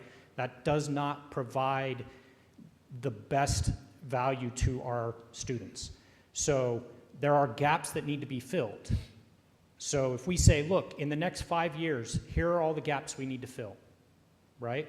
And then when the state comes and gives us an extra $600,000 like this year, we can say, oh, great, here's this bucket of gaps. Let's bring those in and do that this year instead of waiting till next year. Now, again, are we taking a risk? Potentially, but as has been said, and I don't know if it's ever happened, but the state does not typically reduce costs. In fact, that was part of the problem with the funding formula from 2015, is it created a hold harmless provision which districts that literally did not need all that money still got it because it was hold harmless. So assuming the state continues with that, which again is an assumption, it is a risk, but I feel like it's a very low risk. In my mind, adding additional positions with this is a wise thing to do. I personally think we are understaffed in the district. Case in point, we need another librarian, we need another interventionist. I think we need more mental health professionals, either internal or contracted services. Math tutors and other interventionists, honestly, we probably need one more each in each of our buildings. That adds up. I know it's expensive, but our kids need it, right? We have classes that are upwards of 27 students or more in the elementary. We have interventionists, tutors, what other positions there are with caseloads that are, essentially the same as a teacher. And yet, we're asking them to do so much more when interventionists really need to be able to give more focused attention on these students. And yet they're having to manage more students than they either have time for or multiples at a time, and thus they're not giving them the attention they need. So these are the gaps that I think we need to fill, and thus I fully, wholeheartedly say, let's add these people, because I think it's a worthwhile spend. The dangerous part of everything that you shared is the principle behind what you just shared. The principle that you're going to see adequacy dollars that are not guaranteed from the state as permanent funds to fill positions and gaps. That's the danger. It's the principle that is the danger. It's not the lack of funding or uncertainty behind the funding. It's what's created when you take uncertain dollars that aren't guaranteed and you put them into guaranteed expenses every year. That's the risk. And that's the part where I fundamentally, completely disagree with you. And I understand that point. In my mind, the risk of that happening is much less than, say, with COVID dollars, because on that, everyone knew that those were going away, right? This one, at least we have the assumption that they are going to continue. Now, to your point, yes, maybe in those cases we need to outsource those positions instead of bringing them in-house, like the ELL psychologist services, right? Maybe instead of hiring those people, we bring in temps or contracted services. That way, it's a lot easier to cut them. Or to your point, we look at them and say, all right, we are adding X interventionists, librarians, whatever, but if this happens in the future, that we lose this funding, what are our recourses, right? And in my mind, as long as the administration is keeping that in their mind, which Mr. Bromierski just said they are doing, then I feel like they are taking a very thoughtful approach to our finances. And they are evaluating all of these risks and the benefits and how they're going to address these things. So in my mind, the administration is doing what they're supposed to be doing. Again, many different opinions, many different perspectives. I think we've heard of a lot of these before in other discussions, but I think it's important that we share these with the public and what the administration is working on, and that they are thoughtfully planning long-term. I think that's what we strive to do in the district. So I would just add, if we're going to continue to take the approach, Mr. Best, that you have around adding permanent expenses with non-guaranteed funds, then you must take the approach that those funds are going to be guaranteed when you look at your tax rate. And I agree to a point. I still think it's risky to assume too much, but as I said, perhaps taking that moderate approach of saying, you know what, historically, we've never had an increase less than $100,000. Great. Then let's assume that next year we're going to do 100K addition and assume for that. And that, just like Mr. Pomerski said, that's something we should discuss next year. Again, we could go back and forth all night, but thank you for all the work. I just appreciate knowing what the initiatives are and what is important to the district and for our students. All right. Now, moving on to the new school year. Woohoo! All right, so the second presentation this evening is an overview of our priorities across the district, and then at the elementary, middle, and high school levels. So we will, you've seen this for the past couple years, but I'll go through and share what we're looking at this year. As Mr. Pomerski said, last week we had our kickoff camp with administrators. Our theme for the year that Mr. Pomerski rolled out, and I've already heard it in many of the building communications and meetings that have been happening this week, is connections that matter. Strong focus on connections that we're making across the district in many different ways. A little bit later in the slides, I'll show how Student Council has already jumped on this theme and is planning some things for the coming year as well. In addition, each of our administrators are will have 4 focus areas this year for their goals. They will have a goal on customer service, long-term facility and financial planning, educational planning, and growing leaders. So those are our 4 goal areas that were shared at kickoff camp this past week, and then continuing to bring that new vision of learning together, shaping tomorrow to life. In terms of the curriculum cycle, past several years have been heavy program recommendations. We have only 2 departments that are in the review of their curriculum this coming year, and that will be our secondary science and our K-12 counseling program. So you will hear programs or presentations on those throughout the year. At the elementary level, our focuses are, 1, on the schedule, which I've talked a little bit about. We are going to bring that work that we started last year back with the hopes of adopting for the coming year. We still have the goal of adopting full-day kindergarten for all next year, so you'll have presentations on that coming up this fall. We have, as you know, adopted a new social studies curriculum, Nystrom.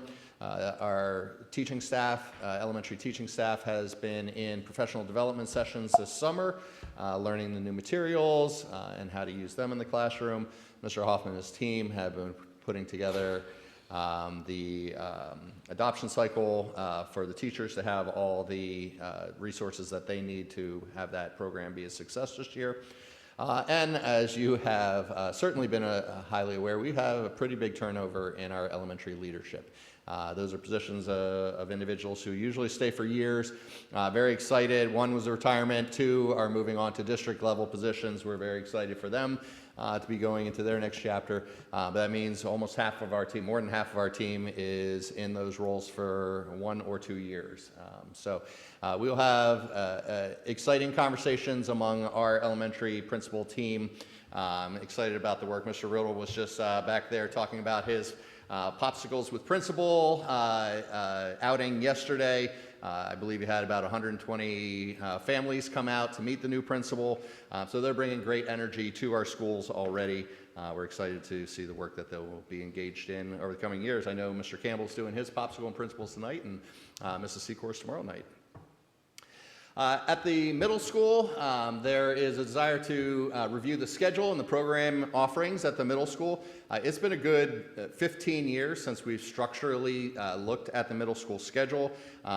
It does provide some nice opportunities for students, but it is an area that could use some review. So I know that the middle school team will be engaging in that work this coming year, and we'll be certainly sharing any recommendations should they come to some. We are in year 2 parent-teacher conferences at the secondary level. We've been through round 1 of them, so we're engaging in conversations about what those conferences look like at the secondary level. We are committed to having them, whether it looks exactly the same as elementary or whether it would be a slightly different spin at the secondary. is a conversation that we are having right now. And as you know, there is leadership transitions at the middle school as well, as we voted on CMS principal last meeting and are in the process of getting an assistant principal for CMS as well, since Mr. Campbell is headed to Mount View. At the high school, like I said, connections that matter is a theme across the district, but the student council has jumped on that already and has rolled out a couple new ideas. Dr. Brossman shared the work of Dr. Huff and student council about how they will be trying some things at upcoming football games this fall. One of the new ideas that they have is this senior kindergarten walk, and if Mr. Graham can play this video here, this is an example from another district of what it looks like. I think if you just, you don't need the audio. You get the idea. I don't think I didn't put it in anyway.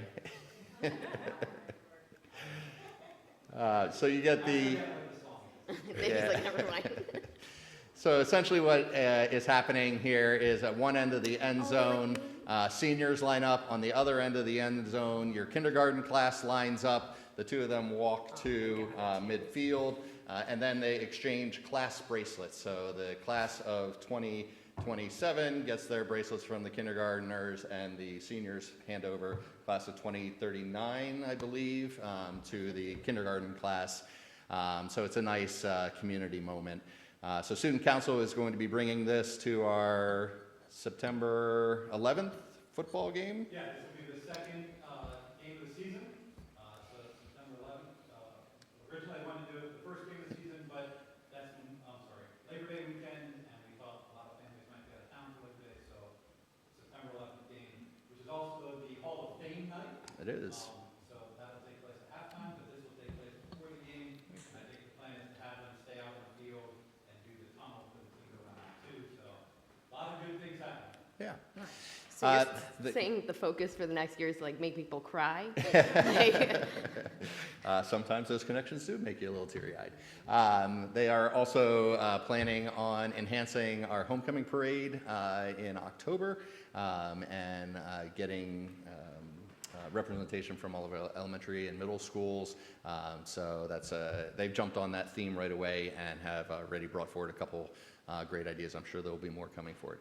Obviously, I don't need to tell anyone about the focus of that second bullet there. The high school project will, the team has been doing an amazing job planning and preparing. Now the bids are out and construction will start. There is about 100 moving pieces that Dr. Brossman, his team, and the whole high school staff will be navigating and working through it. They've done a great job of communicating with our families already, things like parking changes and what to expect as you enter the year one of a construction project. So they will be keeping an eye on all of those items. They will also be looking at scheduled program offerings.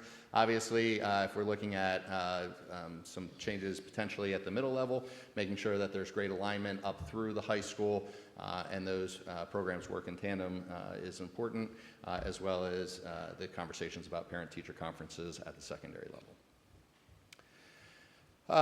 Then in terms of the district focus, like I said, bringing that vision together of learning together, shaping tomorrow is important. Connections that matter is important. We spent a lot of time in kickoff camp talking about operational efficiencies, how we can be consistent across the district.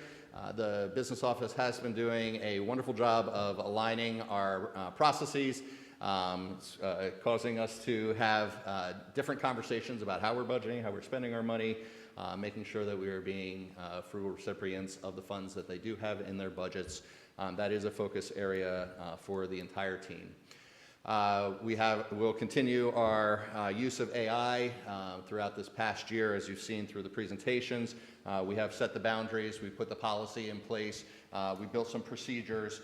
We will be working a lot on professional development with staff and use of AI and continuing to evolve those procedures so that we can have responsible use of AI across the district. Clarity for Learning is the work that we started at the administrative team on some instructional focuses in the classroom, making sure that teachers and students are clear about what they are learning and that there are clear success targets for that learning. We engaged in a book study as an administrative team this past year on that work, and we are going to be moving that into some professional development sessions with our staff and aligning it with some of our walkthrough documents. We are in the third year of our PLP, Professional Learning Plan, so we will be finishing strong with that plan, as well as building a new 3-year plan, which we will be looked to roll out in 27-28. So the Professional Development Committee will be working on that. And then data use will continue to be a focus of our entire team. We could not be more thrilled about bringing on Linkit this year. Really will allow us to house all of our data in one consistent platform and have the proper security rights around them and the proper channels to push out to our staff so that security rights are respected. It will be very comprehensive. Training's gone great so far for the individuals that we've started to share it with. It is a very user-friendly platform, and the company has been extremely responsive. So those are our focus areas for the coming year. Any questions on any of that? On Linkit, that's the data warehouse? That is. So what actually is stored in there? So we are putting quite a bit in there right now.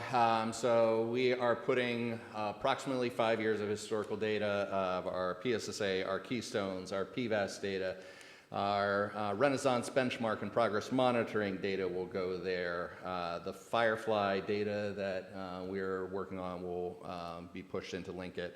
It syncs with PowerSchool, so grades will come over, attendance data will come over, behavior data will come over. So basically anything you can export out with a spreadsheet, we can put into the system. We have joined, the tech team has been working hard to make sure that it syncs with all of the current platforms that we are using. If there are one-off platforms that they don't have a sync in place for, if we can get them a spreadsheet, they can put it in. So is it primarily student data, or is there other data that's going into? Primarily student data, right? Okay. That's the goal of the warehouse. Yeah. They do have a pretty robust assessment platform as well that we may be looking at in the future, which might help us align some of our testing with some of the other data sources so that we can do some nice analytics and comparisons. We'll continue to grow in that as we move forward with the product. And then I guess what would you say is the biggest benefit to doing that versus what we've been doing? So this past year we have just been sharing spreadsheets around, which has been a complete nightmare. I love spreadsheets as much as anyone else. As soon as you send it through email, it's automatically going to be out of date and does not have any security rights around it whatsoever. So there are some great administrative controls. The teachers will be able to see their students and their class lists and their data right at their fingertips. What we have not had in the past is not only will they be able to see their current students' data, but they will also be able to do the look back and see previous year's students' data as well. So it is a very robust data warehouse with a lot of great features. I'm excited for teachers to be able to have that at their fingertips, be able to not only get the dashboards that the administrators want to share with them, but also build their own dashboards that will allow them to be actionable on a daily basis in the classroom. Thank you. Sure. Anything else? All right, thank you very much. That is a preview. You will be seeing many of these topics coming back in ed programs throughout the course of the year. Look forward to sharing more with you. We're excited. That's all I have for ed programs. Excited. Mrs. Small? Yeah, so moving on to the policy portion of the agenda. Let me get back to the actual agenda. No, take your time. Going back. So I'll pretty much turn it over to Dr. Musser so he can guide us through these proposed policies for first reading. Perfect, thank you. So we have a whole new system behind the scenes as well. So tonight's policy section should go pretty quick. We didn't tackle anything extremely difficult in the new system. We're still figuring out how some of it works from a track changes, from a sharing standpoint. I actually am really encouraged with the new policy system. So looking forward to spending some more time in that moving forward. A couple policies, though. I'm still on those 100 timelines.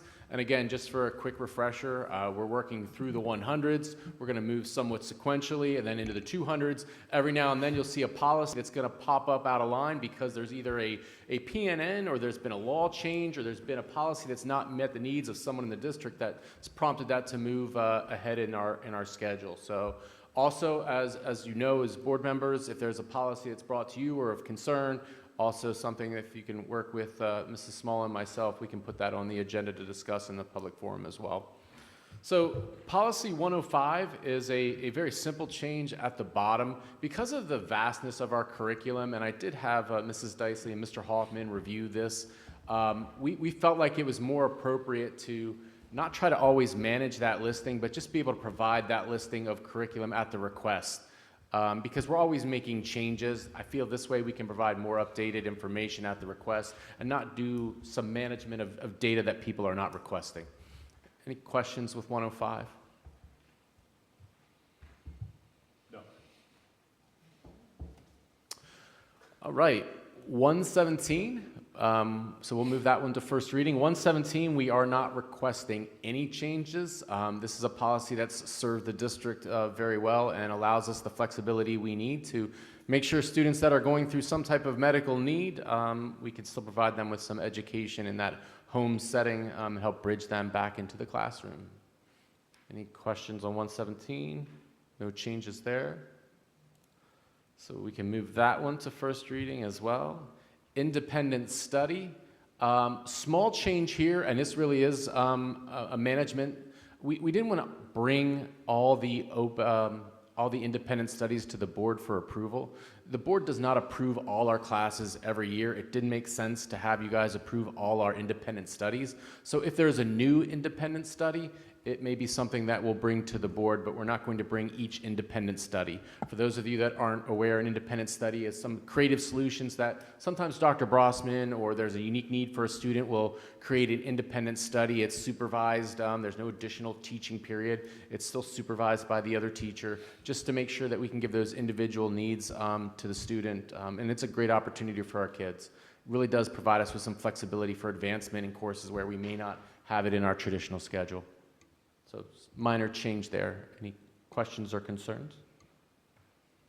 I guess when you say new, does that mean like a new student entering or? No, I mean like an actual new independent study. Like independent study meaning like a specific class? Yeah. That's, okay. Correct. Right. Field trips, no changes here. Again, I just want to bring that to the board's attention. This is the large class field trips. These are not your little trips out to the stream study, any of those things. A lot of that information's in the teacher handbooks. There's a whole permission slip process to handle all those trips. These are the big class trips. No changes to this policy. And our extracurricular activities, I have a very minor change down here. It's somewhat redundant, the way that the policy was written in my mind. It basically said that a student under Act 29, basically attendance concerns, we're going to prevent them from participating and then following marking period. I really want to have all the tools at our discretion to help encourage students to attend school. And we feel like it's already covered in the section above about board policies, school rules, regulations. I already have that ability to say you can't participate in attendance, but I'd also like the flexibility if it's a student, there's a struggle, that maybe that's something that a carrot the district can use to help bring that student back to school. So I just wanted to provide some extra flexibility for the district with that small change. Great idea. Thank you. And the last one is summer school. A minor change in summer school just to reflect that our attendance policies are changed a little bit because the classes all meet on there's different periods. We just want to encourage regular attendance, but we actually have something that's actually shared on the website. We didn't feel the need to get down into the policy. That way, if we make adjustments to how summer school is moving or online opportunities, we don't have to adjust school board policy. So increasing some flexibility here and also a good idea. Thank you. Again, very simplistic policies, looking to do some student activities and some other policies coming up September with a little more to them. Thank you. Yes, Mr. Keener. I really hate to bring this up because we all want to go home, but can we just change the verbiage or not away from sometimes an absence is necessary? That doesn't sound like policy language. I mean, the concept is fine. Occasional absences may be excused based on the number of scheduled class meetings, would be my suggestion. That's fine. I think I just parroted the language on the website. I'll change both. Okay. Fine with me. Any objections to that adjustment? That's all I have for this evening. Thank you. All right. So that being said, I think we need a motion. Schedule of, sorry.